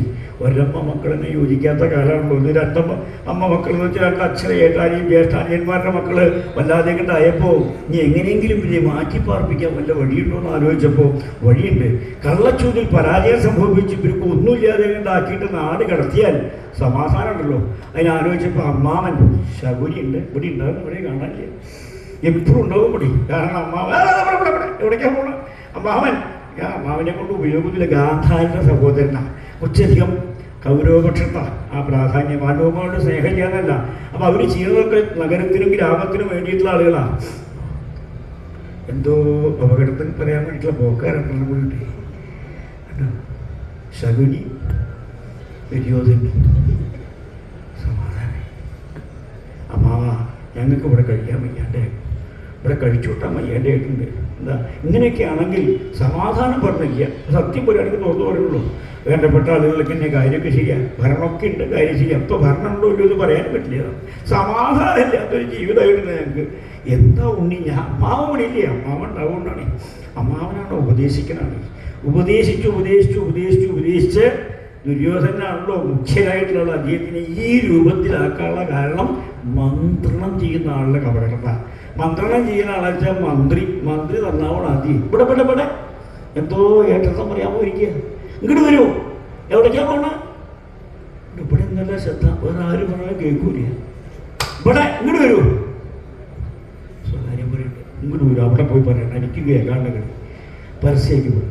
കാര്യമായിട്ടാ യോഗ്യനായിട്ടാണ് ഉപദേശിക്കുന്ന ആള്, ഉപദേശം സ്വീകരിക്കുന്ന ആള്. ഇതൊക്കെ യോഗ്യത നല്ലതാണോ, ഉപദേശിക്കുന്നത് ചീത്തയാണോ? അതാണ് മന്ത്രണം, മന്ത്രി. അതിന് തന്ത്രമാണ്. തന്ത്രം എന്ന് വെച്ച് കഴിഞ്ഞാൽ സാധാരണ പോലെയല്ല. തന്ത്രമാകുമ്പോൾ തന്ത്രി നന്നാവണം. തന്ത്രയുടെ കാര്യം പറയാണ്ടിരിക്കാൻ വരും. ഇപ്പോൾ തന്ത്രി എന്ന് വെച്ച് കഴിഞ്ഞാൽ അത് നല്ലതാണോ ചീത്തയാണോ ഒപ്പം വ്യക്തതായിട്ടില്ല. അപ്പോൾ ആരാണ്, മന്ത്രിയാണോ തന്ത്രിയാണോ കേവലം എന്ന് വെച്ച് കഴിഞ്ഞാൽ രണ്ടും കേമാണല്ലോ. അപ്പോൾ അതുപോലെ എത്തിയിട്ടുള്ളൂ. ഇപ്പോൾ എന്താണ് അവതരിച്ചപ്പോൾ അങ്ങനെ ആയിട്ടുണ്ട്. അപ്പോൾ ആലോചിച്ചപ്പോൾ അമ്മാവൻ വഴി ഉണ്ടാക്കി തരാം. ചൂത് കളിക്കാൻ ക്ഷത്രിയന്മാരുടെ ധർമ്മമാണല്ലോ, കളിക്കാൻ പറ്റും. ചൂത് കളിക്കാനായിക്കൊണ്ട് സമാരംഭിച്ചു. ചൂതുകളി ഇറങ്ങി. അപ്പോൾ ചില ഭൂചലനങ്ങളെ കൊണ്ട് ദൃഷ്ടി സൂചകങ്ങൾ, ശബ്ദം, ഇടയ്ക്ക് വിരലെണ്ണ, ചെറുവിരൽ ബുദ്ധിക്കുക, കാലിൻ്റെ തള്ളവിരൽ ഇറക്കുക, അതൊക്കെ മുമ്പ് കൂട്ടി പറഞ്ഞു വെച്ചിട്ടുണ്ട്. ഭർക്ക് പറയുക പറയും. ഭർക്ക് പറഞ്ഞ് ഓരോന്നായിട്ട് പണയപ്പെടുത്തി അച്ഛൻ്റെ ആദിരാജ്യം പണയപ്പെടുത്തി. അതൊക്കെ തന്നെ സഹോദരങ്ങൾ, പ്രാണപ്രേസിയായിട്ടുള്ള പാഞ്ചാലി എല്ലാവരെയും പണയപ്പെടുത്തി അവസാനം ഒന്നുമില്ലാതെ ഉണ്ടായപ്പോൾ നാട് കടത്തുക. അപ്പോഴാണെങ്കിൽ ഒരു വഴിയില്ലല്ലോ, കഷ്ടം. ഖജനാവിലൊന്നും ഇല്ലാണ്ടായിട്ടുണ്ട്. ഇനിയിപ്പോൾ എവിടേക്കാ പോകേണ്ടത്? ശരിയാ, ഖജനാവ് എന്ന് പറഞ്ഞ സാധനം ഇതൊക്കെ കൊടുത്തു കഴിഞ്ഞപ്പോഴേ അതാണല്ലോ. എന്താ വേണ്ടാത്തോടത്തൊക്കെ ചെലവഴിക്കും, വേണ്ടോടത്ത് ഒന്നുമില്ലാതെ ഉണ്ടായി കഴിഞ്ഞാൽ ആക്ഷേപമല്ല. ഇപ്പം എന്തെങ്കിലും അഷ്ടിക്ക് പോയാൽ വേണ്ടേ? വല്യച്ഛൻ തന്നെ വഴിയുള്ളൂ. വല്യച്ഛ ഞങ്ങളെ ഈ രൂപത്തിലാക്കാനുള്ള കാരണം ഞങ്ങൾ കളിച്ചിട്ടാണ്. കളിച്ച് ഞങ്ങൾ അത്ര ശ്രദ്ധിക്കേണ്ടായില്ല. ക്ഷത്രിയ ധർമ്മമാണല്ലോ. ചൂത് കളിക്കൽ ക്ഷണിച്ചപ്പോൾ ചെന്നു കളിച്ചു. പക്ഷെ ഇപ്പോൾ ഒന്നുമില്ലാണ്ടായിട്ടുണ്ട്. നിങ്ങൾ എനിക്ക് എൻ്റെ മക്കളെന്നോ അനുജൻ്റെ മക്കളെന്നോ ഭേദമില്ലാന്ന് നിങ്ങൾക്കറിയാലോ. പക്ഷേ വ്യവസ്ഥ വെച്ച് കളിക്കുമ്പോൾ അത് നിയമമുണ്ട്. ആ നിയമം അനുസരിച്ച് നീ തന്നെ വേണം. അതുകൊണ്ട് എത്രയും അവരുടെ മക്കളോടാണല്ലോ സ്നേഹം ഉണ്ടാവുക. കുറച്ചധികം ഉണ്ട്. മുഖ്യനാണ് വേണ്ടി കാര്യം. മുഖ്യൻ എല്ലാവരോടും സമ്മതനാണ്. എല്ലാവർക്കും സമ്മതനാണെങ്കിൽ കുറച്ച് അവരുടെ പക്ഷക്കാരോട് കുറച്ച് അധികം ഉണ്ട്. കാര്യം പറയേണ്ട വരും. അപ്പോൾ എന്താ വഴി? ഇവിടുന്ന് മാറ്റാം. 12 കൊല്ലത്തെ വനവാസവും 1 കൊല്ലത്തെ അജ്ഞാതവാസവും അത് ആരും അറിയാതെ കൊണ്ട് വേർത്ത് കഴിയുക. 13 സംവത്സരം കഴിഞ്ഞിട്ട് വന്നാൽ അച്ഛൻ്റെ അവകാശവും ഈ നശിച്ചു പോയിട്ടുള്ള സമ്പത്ത് എന്തൊക്കെയാ വെച്ചാൽ ആ പണയപ്പെടുത്തി മുഴുവൻ തിരിച്ചു തരാം. ഒരു സമാധാനമായി. ഇവിടുന്ന് മടങ്ങി ഓരോ ദിവസങ്ങൾ കഴിയാൻ ഭാവിച്ചപ്പോൾ പുരവാസികളായിട്ടുള്ള ആകാരവൃത്തം ജനങ്ങളും അവരുടെ കൂടെ പുറപ്പെട്ടു. കാരണം കുറച്ച് ശ്രേഷ്ഠന്മാർ അവരാ നിശ്ചിതണ്ട്. നിങ്ങളൊക്കെ വഴി ഞങ്ങളുടെ കൂടെ വന്നു കഴിഞ്ഞാൽ ഇവിടുത്തെ കാര്യം ആരാ നോക്കുക? ഇവിടെ ഇപ്പോൾ അവിടെ ഇവിടെ നോക്കിയിട്ട് കാര്യമില്ലേ? പൂർവാധികം ശ്രേയസ് ഉണ്ടാവണമെങ്കിൽ നിങ്ങളുടെ ഏത് സമയത്തുള്ള ശ്രദ്ധ വിടവണം. ഇപ്പം ഉണ്ടല്ല, അതല്ല പറഞ്ഞത്. ഇപ്പോഴത്തെ പോലെയും പോരാ.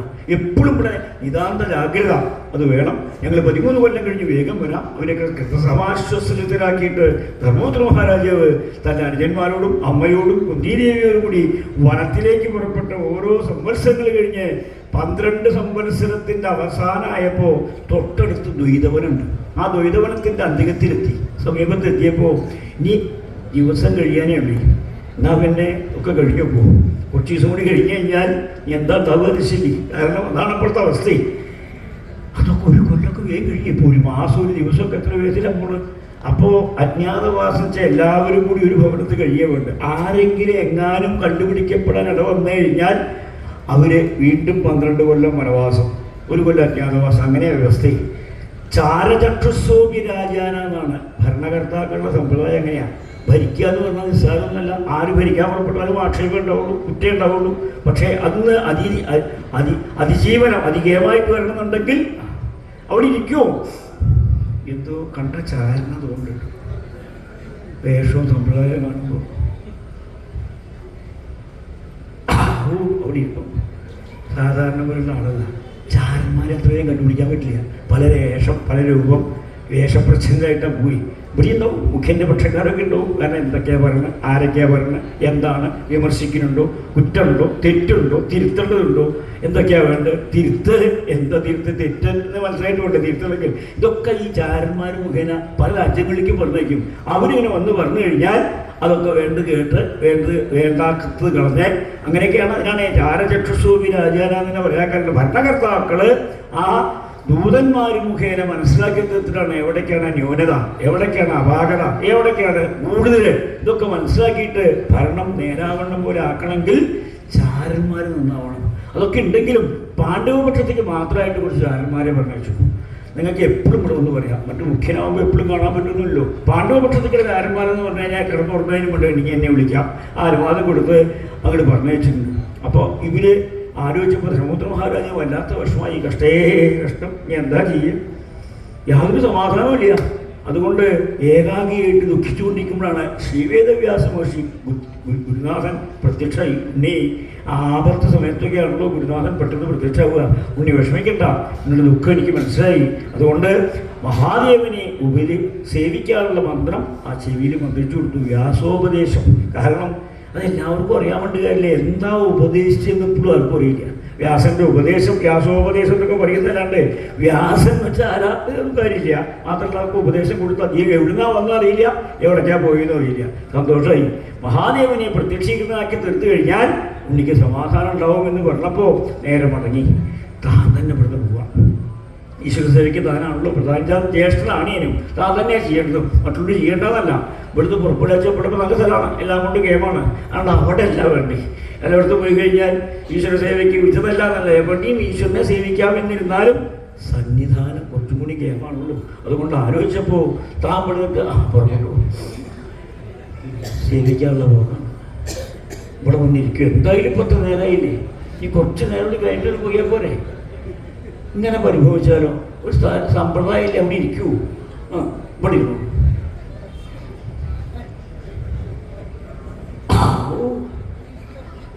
ആദ്യമാണ് അനുസരിക്കുന്ന ജാതി, സ്വതേ ആരും അനുസരിക്കാറില്ലേ. ആലോചിച്ച് എന്താ വേണ്ടത്, ആലോചിച്ചപ്പോൾ തൻ്റെ കൂടെ ഇത്രയും കാലം കൊണ്ട് 12 കൊല്ലം കൊണ്ട് 88,000 സ്നാതക ബ്രാഹ്മണർ, 10,000-ലധികം ഋഷീശ്വരന്മാർ ഇവർക്ക് നിത്യകൈവല്യത്തെ പ്രദാനം ചെയ്തുകൊണ്ടിരിക്കുക. അപ്പോൾ അതാത് സമയത്ത് പാല്, സംഭാരം, ചുക്കുവെള്ളം, ഭക്ഷണ പദാർത്ഥങ്ങൾ, പഴവർഗ്ഗങ്ങൾ, എരിവുള്ളത്, പുളിയുള്ളത്, ഉപ്പിൽ എന്നും ഒരു പോലെയേ പറ്റുള്ളൂ. എവിടേക്കാ പോണേ? ആചാര്യാണ് കാര്യമായിട്ടാണ് പോകണം. മുമ്പത്തേക്കത്തി അധികം തടിച്ചിട്ടുണ്ടോ എന്നാ സംശയം. അതാ പോകുന്നു. ഇവർക്കൊക്കെ കുളമ്പി കൊടുക്കേണ്ട ഭാരം അതാണ്. അപ്പോൾ ആചാര്യാണ് വളഞ്ഞു പോകുന്നുണ്ട്. ഇവിടെ ഇങ്ങോട്ട് വരൂ, ഞാനേ ഈശ്വര സേവയ്ക്ക് പോകാൻ ഭാവിക്കുകയാണ്. ഇവിടുത്തെ കാര്യമൊക്കെ നോക്കണില്ലേ, നോക്കും. അങ്ങനെ വളഞ്ഞു നോക്കണ ജാതിയാണ് തോന്നുന്നുണ്ട്. അതേലും പോയിട്ട് ചേരുവില്ല. അതിൽ ആരൊക്കെ കഴിക്കാത്തവരുണ്ട്, ആരൊക്കെ കഴിച്ചവരുണ്ട്, എന്തൊക്കെ കുറവുണ്ട്, ഇനി വല്ലൊരു പൊന്നുണ്ടോ, വിശിഷ്ടമായിട്ടുള്ള അതിഥികളൊക്കെ വരാം. ആ തൻ്റെ വനവാസകാലത്ത് ആശ്രമത്തിൽ ആര് വന്നാലും ഭക്ഷണം കൊടുക്കുക എന്നാണല്ലോ. അപ്പം ആലോചിച്ചപ്പോൾ താൻ ഇവിടുന്ന് പോയാൽ ഈ കുറവുള്ളതൊക്കെ നികത്തണം. മാത്രമല്ല കിട്ടാത്ത സാധനം ഉണ്ടാവും, എവിടുന്ന് ദൂരെ കാട്ടുന്നൊക്കെ കൊണ്ടിരിക്കും, പിന്നെ പല ഉദ്ദേശവും ഉണ്ടാവും. അപ്പോൾ അതുകൊണ്ട് താൻ പോകണ്ട, തൻ്റെ അനുജന്മാരെ വലിയ പറഞ്ഞേക്കാം. ഭീമസേന കഴിവുള്ളവരാണ്, ശക്തനാണ്, ആരോഗ്യത്തിലേക്കാത്തവരാണ്, എല്ലാവരും യോഗ്യന്മാരാണ്. ആ നഗരസേവന്മാരാകുമ്പോൾ കിടാങ്ങൾ അവർക്ക് എപ്പോഴും ഏകദേശം ഒപ്പാണെങ്കിലും കിടാങ്ങളായിട്ടാണ് കാണുക. എന്തിനധികം നമ്മുടെ അർജുനൻ്റെ, അർജുനെ പോലെ ഇത്ര സർവ്വസമ്പന്നൻ ലോകത്തിൽ വേറെ ആരുമില്ല. മധ്യമപാണ്ഡവൻ, വീരാഗ്രേസരൻ, ദ്രോണാചാര്യരുടെ പ്രധാന ശിഷ്യൻ, ശ്രീകൃഷ്ണ ഭഗവാന്റെ സഖാവ്, മൃഗോദര സഹോദരൻ. ഈയിടെയായിട്ട് അഗ്നി ഭഗവാൻ ഖാണ്ഡവദാനം കഴിഞ്ഞ് ഗാന്ധീവൻ ധനുസ് കൊടുത്തിട്ടുണ്ട്. അമ്പൊടുങ്ങാത്ത അവതാരികളും ഇതിനു വലിയ ശ്രേഷ്ഠനെ വേറെ ആരാകില്ല. താൻ പോയാൽ ഈശ്വരനെ സേവിക്കാൻ വയ്യായോ, ഭഗവാൻ പ്രത്യക്ഷമായോ അല്ല. അർജുനാവുമ്പോൾ കുറച്ചധികം പുരുഷന്മാരിൽ വെച്ച് ഇത്രയും ഭക്തി ഉണ്ടായിട്ട് അർജുനെ പോലെ വേറൊരു ഭക്തനില്ല, വേറൊരു പുരുഷനില്ല. അതേപോലെ സ്ത്രീകളിൽ വെച്ച് ഇത്രയും ഭക്തി ഉണ്ടായിട്ട് പാഞ്ചാലിയെ പോലെ ഒരു സ്ത്രീയില്ല. അത്രയും പരമഭക്തനായിട്ടുള്ള അർജുനെ വിളിക്കാൻ നിശ്ചയിച്ച ധർമ്മോത്തര മഹാരാജാവ് അഥാ കൃമീരവധേ കൃതേ സതി, കൃമീരവധം കൃതമായിരിക്കും സമയത്തിങ്കൽ ദ്വൈതവനാന്തികേ ചിരം നിനായ, ദ്വൈതവനത്തിന്റെ അന്തികത്തിങ്കൽ വളരെ കാലം കഴിഞ്ഞുകൊണ്ടിരിക്കുന്ന സമയത്ത് യുധിഷ്ഠിര സത്യവതീ സുതാൻമുനെ വിദ്യാം അവാപ്യ, സത്യവതീ സുതങ്കൽ നിന്ന് വിദ്യയെ വാപിച്ചു. സത്യവതീ സുതൻ വെച്ചാൽ സത്യവതിയുടെ സുതൻ, സത്യവതിച്ചാൽ മുക്കുവത്തിയ, മുക്കുവത്തി എന്ന് പറയുകൊണ്ട് മത്സ്യഗന്ധി എന്നാണ് അവളുടെ പേര്, മത്സ്യത്തിന്റെ ഗന്ധമുള്ളവളാണ്. സത്യവതി എന്നാണ് യഥാർത്ഥ പേര്. ആ മത്സ്യഗന്ധിയിൽ ഉണ്ടായിട്ടുള്ള ആ വിദ്വാന്റെ കയ്യിൽ നിന്നാണ് ആ ധർമ്മപുത്ര മഹാരാജാവ് വിദ്യയെ പ്രാപിക്കേണ്ടായി. അത്ര കാലം വിദ്യ എന്നല്ല, പഠിച്ചു കഴിഞ്ഞാൽ പിന്നെ പഠിപ്പ് കൊണ്ട് പിന്നെയും പഠിക്കണല്ലോ. ആലോചിച്ചപ്പോൾ ആരാ, വേറെ ആരുമില്ല, ശ്രീ വേദവ്യാസ മഹർഷി. എന്താ അങ്ങനെ പറയാൻ കാരണം? അദ്ദേഹത്തിനെ ആ മുക്കുവത്തിൻ്റെ സത്യവതി സുതനായിട്ടുള്ള മുനി എന്ന് പറയുമ്പോൾ സത്യവതിയുടെ പുത്രനായിട്ടുള്ള മനനം ചെയ്യുന്നവൻ മുനി മഹർഷി. അതാണ് അതെല്ലാവർക്കും പറയണതല്ല. സത്യവതിയുടെ പുത്രൻ എന്ന് പറഞ്ഞാൽ എളുപ്പം മനസ്സിലാവും, അതുമില്ല. പിന്നെന്താ കുറച്ച് കാര്യം. ഉപരിചര വസു എന്നീ പേരായിട്ടുള്ള വസു രാജ്യം രക്ഷിച്ചുകൊണ്ടിരിക്കുന്ന കാലത്ത് യാദൃച്ഛികമായിട്ട് കാട്ടിൽ പോയിട്ട് വനത്തിൽ ചെന്നിട്ട് ദുഷ്ടജന്തുക്കളെയൊക്കെ ദൂരീകരിക്കണം. അതല്ലെങ്കിൽ അവിടെ കാട്ടിൽ ഈശ്വരനെ സേവിച്ച് കഴിയുന്ന ആളുകൾ വരുന്നുണ്ടേ, ജനസഞ്ചയങ്ങളായിട്ടുള്ള പ്രദേശങ്ങളിലൊക്കെ അവരെ ശാപം കിട്ടി. അത് സാധാരണ ശാപത്തിൻ്റെ ആയിക്കൊണ്ടിരിക്കും. ഇപ്പം അധികവും വന്യമൃഗങ്ങളൊക്കെ ഇറക്കണ കാലമാണ്. അതുകൊണ്ട് ആർക്കും പരിഭോജ സമ്പ്രദായമില്ല, ആരും ശ്രദ്ധിക്കണമില്ല. ശ്രദ്ധിക്കേണ്ട വ്യക്തിക്ക് അതിൽ മാത്രം ശ്രദ്ധിയില്ല. അങ്ങനെയാണ് ഇപ്പോഴും മോഹം തന്നെയുള്ള ആളാണ്. പണ്ട് കാര്യമില്ലല്ലോ. അപ്പോൾ വനത്തിലാണ് പണ്ട് കാര്യമില്ല. മഹാരാജാവ് വസു അങ്ങനെയല്ല. അവരെ കാട്ടുപിടിപ്പിക്കാൻ ഇടയ്ക്കിടയ്ക്ക് ഇന്ന സമയത്ത് മൃഗങ്ങളെ ഇറക്കിയിട്ടുണ്ടാവും. അപ്പോൾ ആ സമയത്ത് കാട്ടുപിടിപ്പിക്കാനായിക്കൊണ്ട് പുറപ്പെട്ട് കാട്ടിൽ കൂടെ പോകുമ്പോൾ, സൈന്യസമേതം പോകുമ്പോൾ അനവധി ദൂരത്തു കൂടെ ആ ഉപരിചര വസു സഞ്ചരിച്ച് ദുഷ്ടജന്തുക്കളൊക്കെ ദൂരീകരിച്ചു. അല്ലാതെ കണ്ട് കാട്ടിൽ നിന്ന് വരുന്ന മൃഗങ്ങളെയൊക്കെ കൂട്ടിലാക്കിയിട്ട് വേറെ വല്ല കാട്ടിൽ കൊണ്ടേ വിടുകയൊക്കെ കൊള്ളരുതാത്ത ആളുകളാണ് മന്ത്രിമാരൊക്കെ വിചാരില്ലേ. കാരണം ആ ഉപദേശം കേൾണ്ട ഇവിടെയുള്ള മൃഗത്തിനെ പിടിച്ച് അവിടെ കൊണ്ടുണ്ടാക്കിയ ഈ മൃഗങ്ങളിങ്ങനെ മൃഗബുദ്ധി അതങ്ങനെയാണ്. ആദ്യം അങ്ങോട്ട് പോകും, അത് കഴിഞ്ഞാൽ കിട്ടുന്നവര് ഭയപ്പെടുത്താതെ കണ്ടൊന്നും പൂജ നിശ്ചല ആളാവുകൊണ്ട് അനവധി ദൂരത്തേക്ക് ആട്ടി ഓടിക്കപ്പെട്ട് അദ്ദേഹം കുറച്ച് വിശ്രമിക്കാൻ നിശ്ചയിച്ചു. ഉപരിചര വസു അദ്ദേഹം ശിലാഫലകത്തിൽ കുറച്ചു നേരം ഇരിക്കുന്ന സമയത്ത് പെട്ടെന്ന് അദ്ദേഹത്തിന് തൻ്റെ പ്രിയതമയെക്കുറിച്ച് ചിന്തിക്കാനായിട്ട് വന്നപ്പോൾ സങ്കല്പസമാഗമം കൊണ്ട് രേതസ് സംഭവിച്ചപ്പോൾ അത് ആരുടെ മുമ്പിലാക്കിയിട്ട് ആ പരുന്തിൻ്റെ കയ്യിൽ കൊടുത്തുവിട്ടു. പ്രിയതമയുടെ സമീപത്തേക്ക് എത്തിക്കാനായിക്കൊണ്ട് ആജ്ഞാപിച്ചപ്പോൾ ആ പരുന്ത് ആ രേതസ് ഇലക്കുള്ളിലുള്ളത് സ്വീകരിച്ചുകൊണ്ട് അധികത്തിൽ പറന്നുയർന്നു പോകുമ്പോൾ യാമുനാഭസിങ്കൽ പതിക്കാണ്ട് വന്നു. യമുനാ നദി മുറിച്ച് കടന്നു പോകണം. അപ്പോൾ പറന്നു പോകുമ്പോൾ പെട്ടെന്ന് വേറൊരു പരുന്ത് കിട്ടുമ്പോൾ തൻ്റെ ആ പരുന്ത് തനിക്ക് ഭക്ഷണം കൊണ്ടുവരാണെന്ന് തെറ്റിദ്ധരിച്ച് ആ കൊക്കിൽ നിന്ന് രണ്ടു കൂട്ടരും കൂടി മത്സരബുദ്ധിയോട് ആരക്കാ വേണ്ട കുത്താ ഭാവിച്ചപ്പോൾ മത്സരബുദ്ധിയോട് കൊത്തിയ സമയത്ത് ആ ആലക്കുമ്പിളിലുള്ള രേതസ് യാമുനാഭസിങ്കൽ യമുനാനദീ ജലത്തിൽ പതിക്കാണ്ട് വന്നപ്പോൾ ഒരു മത്സ്യം അതൊരു മുടങ്ങിയപ്പോഴോ ബിരുദണ്ടാൾക്കും നിരാശയായി. കാരണം എത്തിക്കേണ്ട സ്ഥലത്തേക്ക് എത്തിക്കാനും പറ്റില്ല. മറ്റാള് തനിക്ക് കഴിക്കാനാന്ന് ചോദിച്ച് രണ്ടാളും കൂടി പറഞ്ഞു പോവുകയും ചെയ്തു. ഇവിടെ പരാശരൻ എന്ന പേരായിട്ടുള്ള മുക്കുവൻ പതിവ് പോലെ പ്രവൃത്തി എന്താ വെച്ചാൽ കുടിയിൽ നിന്ന് പുറപ്പെട്ടു കഴിഞ്ഞാൽ ആ യമുനാ നദി തുഴയും തോണിയിൽ. അത് കഴിഞ്ഞാൽ അക്കരെയുള്ള ആളുകളൊക്കെ അക്കരയ്ക്കാക്കും, ഇക്കരെയുള്ള ആളുകളൊക്കെ അക്കരയ്ക്കാക്കും. കാണാവുന്നതിൻ്റെ പ്രവൃത്തി ഓരോരുത്തർക്കും ഓരോ പ്രവൃത്തിയുള്ളൂ. അങ്ങനെ ഓരോ ദിവസവും വലിയിടും, വിശ്രമസമയത്ത് മത്സ്യം പിടിക്കുക, അങ്ങനെയൊക്കെയാണ് ആ വിദ്വാന്റെ പ്രവൃത്തി. അങ്ങനെ പ്രവർത്തിക്കൊണ്ടിരിക്കുമ്പോൾ താമസിക്കാതെ കണ്ട് പതിവ് പോലെ വേറൊരു സ്ഥലത്ത് പോയിട്ട് വല വീശിയപ്പോൾ വലയുടെ ഉള്ളിൽ വല്ലാത്തൊരു ഭാരം, അല്ല വലിപ്പമുള്ളൊരു മനുഷ്യയാണ്. വിചാരിച്ചപ്പോൾ വലിയ സന്തോഷമായി. കാരണം ഇത്രയും കാലമായിട്ട് എനിക്ക് ഇങ്ങനെ ഒരു സാധനത്തിനെ കിട്ടിയിട്ടില്ല. കാരണം എല്ലാം കൊണ്ടും വലിപ്പമുള്ള സാധനം കൊണ്ട് ഞാനും അതെ ഇങ്ങനെയൊക്കെ ഉണ്ടാവുമെന്ന് നിരീക്ഷിച്ചില്ലെങ്കിൽ ഇപ്പോൾ പ്രയോഗിക്കേണ്ട സാധനമൊക്കെ കയ്യിൽ തന്നെ ഉണ്ടെങ്കിൽ വിട്ടത് ഞാനും അത്ഭുതപ്പെടുന്നുണ്ടായി. സന്തോഷമായി. താങ്ങി പിടിച്ച് നോക്കിയപ്പോൾ നല്ല വലിപ്പമുള്ളൊരു മനുഷ്യ. ഞാൻ ഇത്രയും കാലത്തിനിടയ്ക്ക് എത്ര കാലം ഇത്രയേക്കുള്ള ഞാൻ പ്രവൃത്തി, പക്ഷെ ആദ്യമായിട്ടാണ് സത്യം പറയുന്നത്, ആദ്യമായിട്ട് അങ്ങനെ കാണുന്നത്. ഇനിയിപ്പോൾ തനിക്ക് അവകാശപ്പെട്ടതല്ല, ഈ പ്രധാനപ്പെട്ട സാധനമൊക്കെ പ്രധാനപ്പെട്ട വ്യക്തിക്കാണല്ലോ കൊണ്ടുകൊടുക്കേണ്ടത്. മത്സ്യത്തിനെ കൊണ്ടുകൊടുക്കാൻ പറ്റും, മഹാരാജാവ് ദേഷ്യപ്പെടും. അത് വേണ്ടാന്ന് നിശ്ചയിച്ച് മത്സ്യത്തിൻ്റെ ആ ഉദരം പിളർക്കുക നിശ്ചയിച്ചു. ഉദരം പിളർന്ന് വയറ് കയറി നോക്കിയപ്പോൾ അത്ഭുതപ്പെട്ടു. മത്സ്യത്തിൻ്റെ ഉള്ളിൽ 2 മനുഷ്യ കുട്ടികളാണ്, ഒരു പുത്രനും ഒരു പുത്രിയും. ഇങ്ങനെ സംഭവം ഇത് മതിയ അത്ഭുതം. ആ മത്സ്യം വിഴുങ്ങിയെന്ന് പറഞ്ഞിടും. ആ വിഴുങ്ങിയപ്പോ ആ ഉപരിചര പശുവിന്റെ രേതസ് വിഴുങ്ങാനിട വരുകൊണ്ട് മത്സ്യം ഗർഭം ധരിച്ച് ആ വലിപ്പം കൂടിയിട്ടുള്ള മത്സ്യത്തിനെ വലയിൽ കൊടുക്കാൻ സാധിച്ചു. ഉദരം കയറി നോക്കിയപ്പോ ആ ഒരു പുത്രനൊരു പുത്രിയും. അപ്പൊ പരിഭവം പേടിയും എന്താ വേണ്ടത്, മഹാരാജാവിനാണ് അങ്ങനത്തെ വിഷയങ്ങളൊക്കെ കൊണ്ടേ കൊടുക്കേണ്ടത്. വാരി കോരി കൊണ്ടേ കൊടുത്തു ഇല്ലേ മഹാരാജൻ. പതിവ് പോലെ അടിയൻ ആ മത്സ്യം പിടിക്കാനായിക്കൊണ്ട് ജലാശയത്തിൽ ആ യമുനാ നദിയിൽ പോയപ്പോൾ അവിടുന്ന് ഒരു വലിയ പതിവില്ലാത്ത ഒരു വലിപ്പമുള്ള മത്സ്യത്തെ കണ്ടപ്പോൾ അടിയൻ അതിനെ പിളർന്നു നോക്കിയപ്പോൾ ഈ 2 സന്താനങ്ങളെ കാണുണ്ടായി. അത്ഭുതം അദ്ദേഹത്തിനും. ആട്ടെ നിനക്ക് സന്താനം ഉണ്ടോ? ഇല്ല. ഞാൻ ഈ പെൺകുട്ടിയെ നീ എടുത്തോ പറഞ്ഞ് ആ മുക്കുവനെ പെൺകുട്ടിയെ കൊടുത്തു. അദ്ദേഹം ആ പുത്രനെ എടുക്കുന്നതാണല്ലോ ബൃഹദ്രഥൻ ഏമനായിട്ടുള്ള ആള്. ഈ പുത്രി അവൾ കൊണ്ട് വേറെ അമ്മ അച്ഛനൊന്നുമില്ല. ഇവിടെ വന്നോളൂ. വരുന്നുണ്ട്. മത്സ്യത്തിനുള്ളിൽ 2 സന്താനങ്ങളാണ്. ഒരേ വലിപ്പം ഒരേ രൂപം. ഇവിടെ വന്നോളൂ. അതാ നമുക്ക് വളർത്തി വലുതാക്കണ്ടേ. ഒരു തൻ്റെ കുടുംബത്തിലാണ് വണ്ടി കയറി താൻ ഒറ്റയ്ക്കുള്ളൂ, വേറെ ആരുമില്ല. ഇപ്പോൾ പ്രഭാതത്തിൽ എഴുതിയിട്ട് തോണി തൊഴിയാൻ പോകുമ്പോൾ ആ കുട്ടി തൊഴികൊണ്ടേക്കും, അങ്ങനെ തോണിയിരിക്കും. അത് കഴിഞ്ഞാൽ അക്കരെയുള്ള ആൾക്കാരെ ഇക്കരെയാക്കും, ഇക്കരെയുള്ള ആൾക്കാരെ അക്കരെയാക്കും. അത് കഴിഞ്ഞാൽ മടങ്ങി വരും, തന്നെ എടുത്തുകൊണ്ടിരും. ഇങ്ങനെ ദിവസവും മാസവും കഴിഞ്ഞപ്പോൾ കുട്ടി യുവനായി തുടങ്ങി. യുവനായിക്കൊണ്ടിരിക്കുമ്പോൾ തൻ്റെ ആ അച്ഛൻ വളർത്തച്ഛനാണല്ലോ ചെയ്തുകൊണ്ടിരിക്കുന്ന പ്രവൃത്തി കണ്ട് കണ്ട് കണ്ട് തോണിയിൽ കയറിയിരുന്നു കഴിഞ്ഞാൽ കല്ലുകൊണ്ട് ഇങ്ങനെ തുടങ്ങി.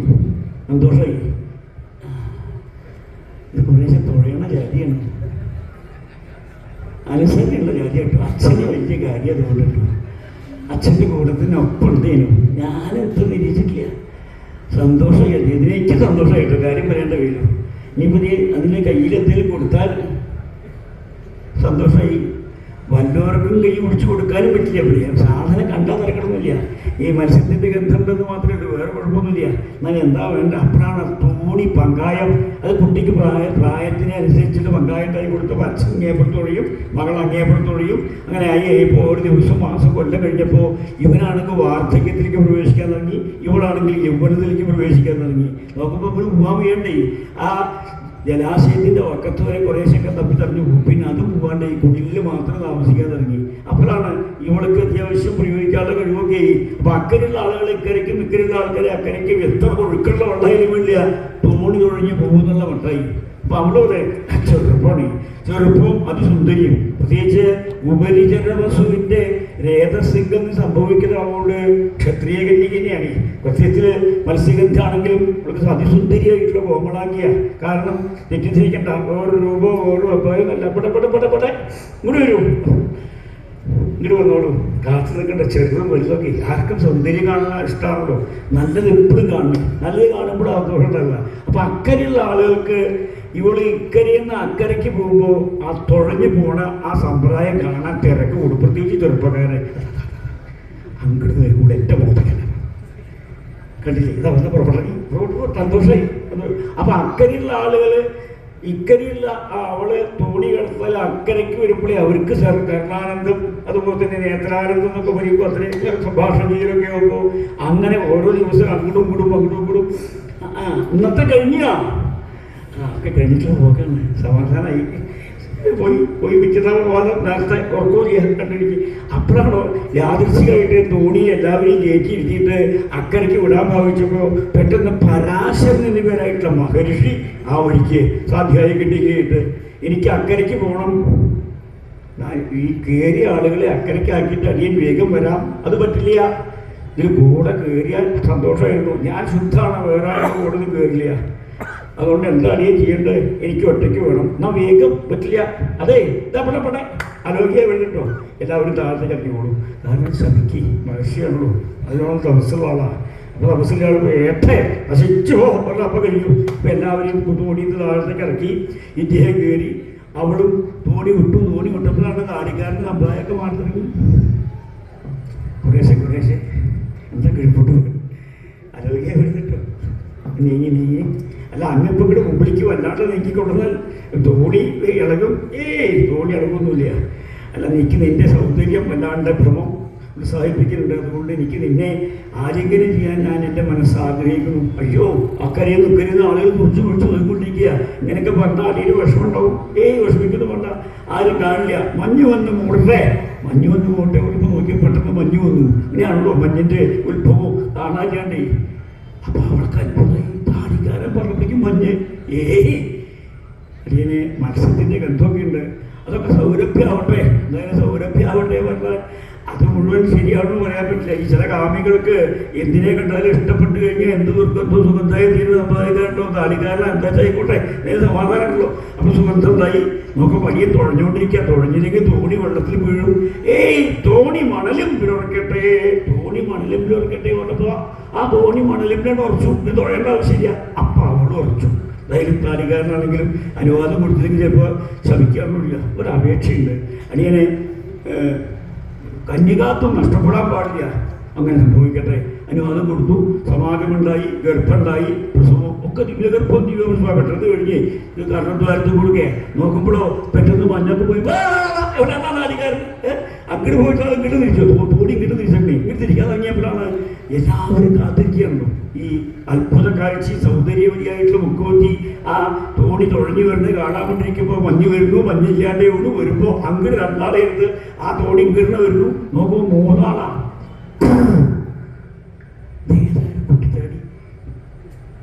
കുട്ടിത്താടി താടിക്കാരൻ്റെയും ഇങ്ങനെയാണല്ലോ പറയുക. അപ്പം അതിൻ്റെ കൂടുതൽ കുട്ടികൾ കണ്ടപ്പോൾ ഒന്നും അറിയാത്ത മാതിരി ഇക്കരയ്ക്ക് എത്തിയപ്പോൾ അധികം സ്വാധ്യായത്തിന് ഇട്ട് ഒന്നും അറിയാതെ ഇങ്ങോട്ട് പുറപ്പെട്ടപ്പോഴാണ് അവള് ഇതൊന്നും അറിയാത്ത രൂപത്തിൽ ഞാൻ കയറിക്കോളും, നിങ്ങൾ എൻ്റെ മുഖത്ത് നോക്കിയതിൽ കാര്യം തോണിയപ്പോൾ കയറാൻ സമയം വല്ലാണ്ട് അതിക്രമിച്ചപ്പോഴും അവരൊക്കെ തോണിയപ്പോൾ കയറ്റിയിട്ട് മാത്രം ആ തോണി വിടാൻ ഭാവിച്ചപ്പോൾ ആ ഉണ്ണി അമ്മേ അമ്മേ ഞാൻ അമ്മയുടെ കൂടെ വരട്ടെ. ഞാൻ നിന്റെ അമ്മയോ? ഞാൻ നിത്യകന്യക അച്ഛ പോയി എപ്പോഴും വരും. അച്ഛൻ കൊണ്ടാണ്ട് കൂടെ പോകുന്നുണ്ട്. അച്ഛ ഞാൻ നിന്റെ അച്ഛനോ? ഞാൻ നിത്യബ്രഹ്മചാരി. വല്ല ഭാഗമായി അമ്മ നിത്യകന്യക എന്ന് പറഞ്ഞാൽ അപ്പൊ തന്നെ നിശ്ചയിക്കാം അച്ഛൻ നിത്യബ്രഹ്മചാരിനെ. അപ്പൊ വേഗം ഉറപ്പിച്ചു. അമ്മ എപ്പോ വിചാരിക്കണോ അപ്പൊ ഞാൻ അമ്മയുടെ മുമ്പിൽ പ്രത്യക്ഷമാവാം. അതേ ഇവിടുന്ന് അപ്രത്യക്ഷമായി. അനവധി കാലം പഠിച്ച് വേദങ്ങളെ രസിക്കൊണ്ട് വേദവ്യാസൻ എന്നുള്ള പേരിൽ പ്രസിദ്ധനായി തീരാൻ ഇടവന്നു. അതാണ് സത്യവതീ സുധാൻമുനെ വിദ്യാം അവാപ്യ. സത്യവതീ സുതങ്കിൽ നിന്ന് ധർമ്മപുത്ര മഹാരാജാവ് വിദ്യയെ സമ്പാദിച്ചു. മാത്രമല്ല അരിനിർജയോത്സുക ജിഷ്ണും സമാഹൂയ. അരിനിർജയത്തിങ്കൽ ഉത്സുകനായിട്ടുള്ള ജിഷ്ണുവിനെ സമാഹ്വാനം ചെയ്തു. എനിക്ക് ഉപദേശം കിട്ടിയിട്ടുള്ളൂ. ഞാൻ അർജുനെ വിട്ട് പറഞ്ഞേക്കാം. വിദ്യയൊക്കെ ഉണ്ട്, എല്ലാവർക്കും ഉണ്ട്. അതുകൊണ്ട്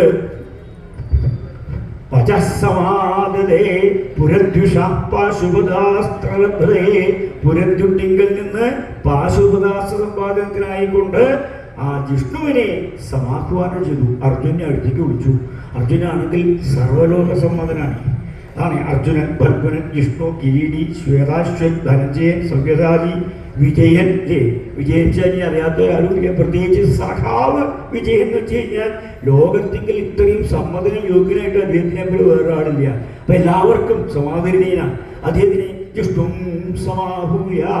സമാഹ്വാനം ചെയ്തപ്പോൾ അദ്ദേഹത്തിന് സന്തോഷമായി. കാരണം തന്നെയാണല്ലോ ക്ഷണിക്കുന്നതായി വിളിക്കുന്നതായി. കാരണം അച്യുതന്റെ സഹാവാണ്. സത്യത്തിൽ അർജുന് വലിയ കേമത്തൊന്നുമില്ലേ. വിജയനാണ് വണ്ടി കാര്യമില്ല, പേര് കേമാണ് വണ്ടി കാര്യമില്ല. ഇപ്പൊ കുറേശ്ശെ പരാജയ.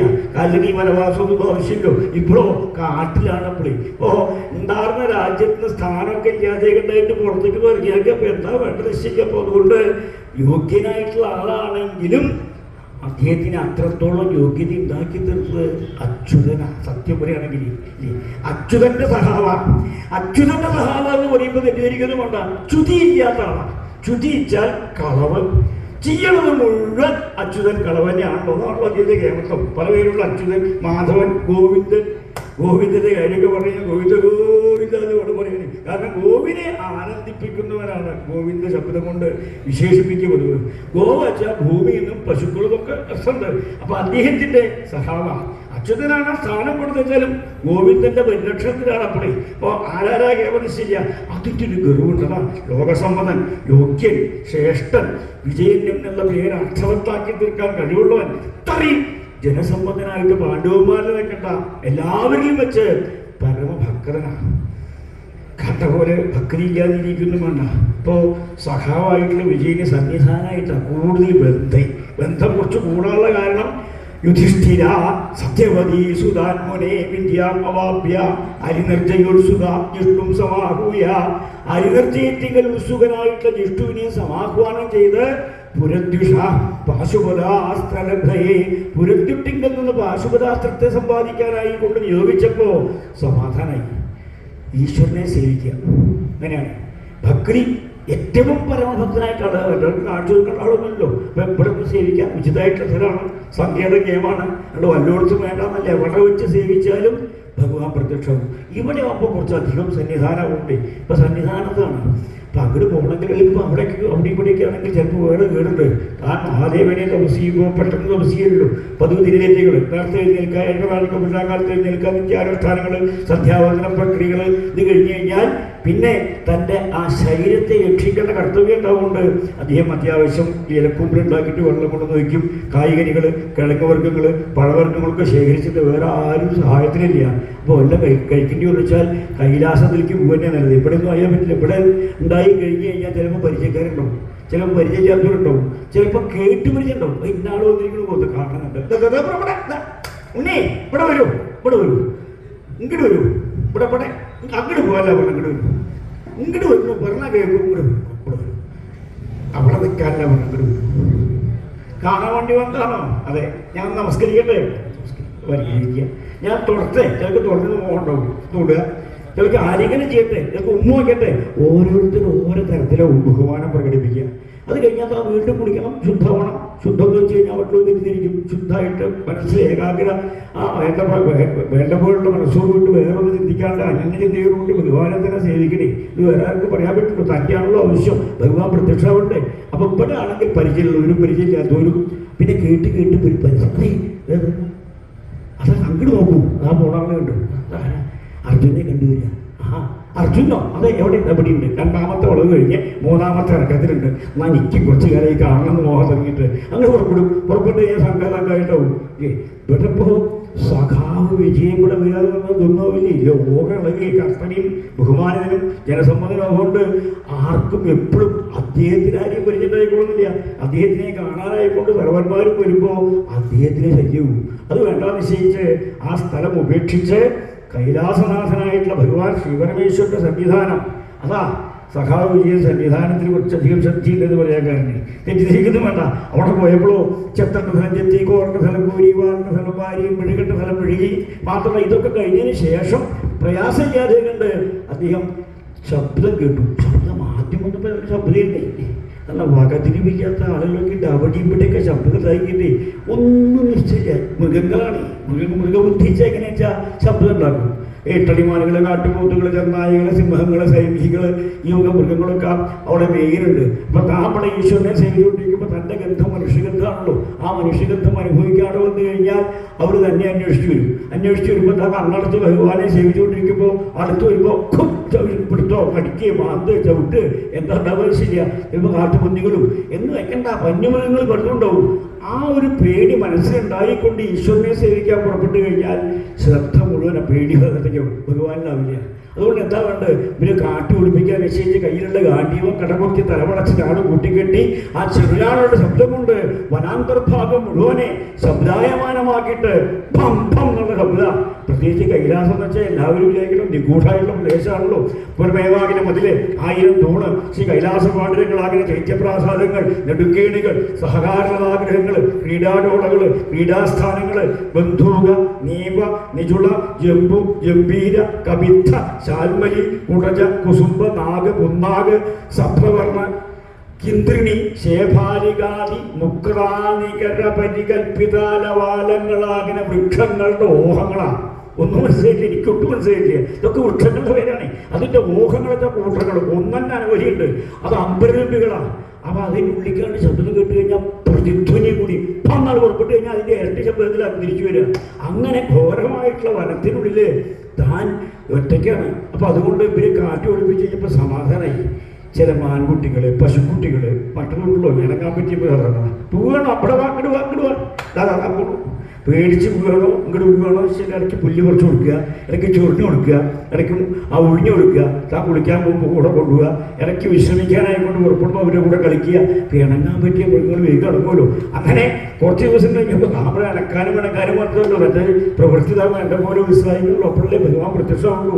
വേണ്ട പോലെ ആ ഭക്തോത്തമനായിട്ടുള്ള അർജുനൻ ബാക്കിയുള്ളതൊക്കെ ഉപേക്ഷിച്ച് 4 ഭാഗത്തും തീയിട്ട് മുകളിൽ അഗ്നിയേക്ക് സങ്കല്പിച്ച് പഞ്ചാഗ്നി മധ്യസ്ഥനായിക്കൊണ്ട് തപസ്സിന് ക്രൂരത വർദ്ധിപ്പിക്കാൻ തുടങ്ങി. ആ 4 ഭാഗത്തും തീയ മുകളിൽ ആദ്യത്തെ എന്തൊരു ചൂടാണ് ശരി, അതിൽ താൻ ഒറ്റയ്ക്കാണ്. അങ്ങനെ വേറെ ആരും സഹായം ഇല്ലാതെ കൊണ്ട് സേവിക്കാൻ തുടങ്ങിയപ്പോൾ അപ്പോഴും ഭഗവാൻ പ്രത്യക്ഷമാവില്ല. അതാണ് പുരദ്യുഷ, പുരന്മാരെ അന്വേഷിച്ചിട്ടാണ് ത്രിപുരദ്യുഷ. ഭക്തന്മാരാണ് പണ്ട് കാര്യമില്ല. അഹങ്കാരം ഉണ്ടായി കഴിഞ്ഞാൽ ഏത് ഭക്തനായാലും വേണ്ടില്ല, നശിപ്പിക്കാൻ കഴിവുള്ള ആളാണ് മഹാദേവൻ എന്നുള്ളത്. അതാ ത്രിപുരത്തുണ്ട് എന്ന് പറയാൻ കാരണം. താരകാസുരൻ്റെ മക്കളാണ്. താരകാസുരൻ ലോകം മുഴുവൻ നശിപ്പിക്കാൻ ഭാവിച്ചപ്പോൾ ശ്രീപരമേശ്വരൻ സതീദഹനം കഴിഞ്ഞ ശേഷം ഇനി വിവാഹം കഴിക്കില്ല എന്ന് വ്രതത്തോടുകൂടിയിരിക്കുന്ന സമയത്ത് ആ പരമേശ്വരൻ പാർവതിയെ വിവാഹം കഴിച്ച് അതിലുണ്ടായിട്ടുള്ള പുത്രനാണല്ലോ സുബ്രഹ്മണ്യനെ സേനാപതിയാക്കിയിട്ട് താരകാസുരൻ ഗ്രഹിക്കാൻ ഇടവന്നു. അപ്പൊ അവന്റെ മക്കൾ 3 പേരും പരമഭക്തന്മാരാ. മഹാദേവനെ സേവിച്ച് 3 പേരും ഭക്തിപൂർവം 3 ഭവനങ്ങളാണ് കൊടുക്കണ്ടായി. സ്വർണം കൊണ്ടും വെള്ളി കൊണ്ടും ചെമ്പ് കൊണ്ടും. അതന്നെ വാഹനം. അപ്പം ഉറപ്പിച്ചിട്ടുള്ള പോക്കാണ്. ഇതായാലും സമാധാനം ഈ അവിടേക്ക് 3 പേരും അങ്ങോട്ട് പുറപ്പെട്ടപ്പോൾ അവരുടെ ഭക്തന്മാരായിട്ടുള്ള അവര് ആ ഭക്തി ഇല്ലാത്ത വസ്തു വന്നപ്പോൾ അവിടെ വേറൊരു സാധന പ്രത്യക്ഷമായി. ഒന്ന് വലുതും ഒന്ന് ചെറുതും. കാരണം താടികാരനായിട്ടാണ്. മഹാവിഷ്ണു അവിടെയും ബൗദ്ധന്റെ വേഷത്തിലാണ്. അപ്പോൾ ബൗദ്ധന്റെ ശിഷ്യനായിട്ട് നാരദ മഹർഷി അവസാനം 16 ഗ്രന്ഥങ്ങൾ എല്ലാവരും അങ്ങോട്ട് എഴുതുമ്പോൾ തിരിച്ചാൽ മനസ്സിലാക്കിക്കൊണ്ട് വിസർഗമില്ല, ദീർഘമില്ല, അനുസ്വാരമില്ല, ഒന്നുമില്ല.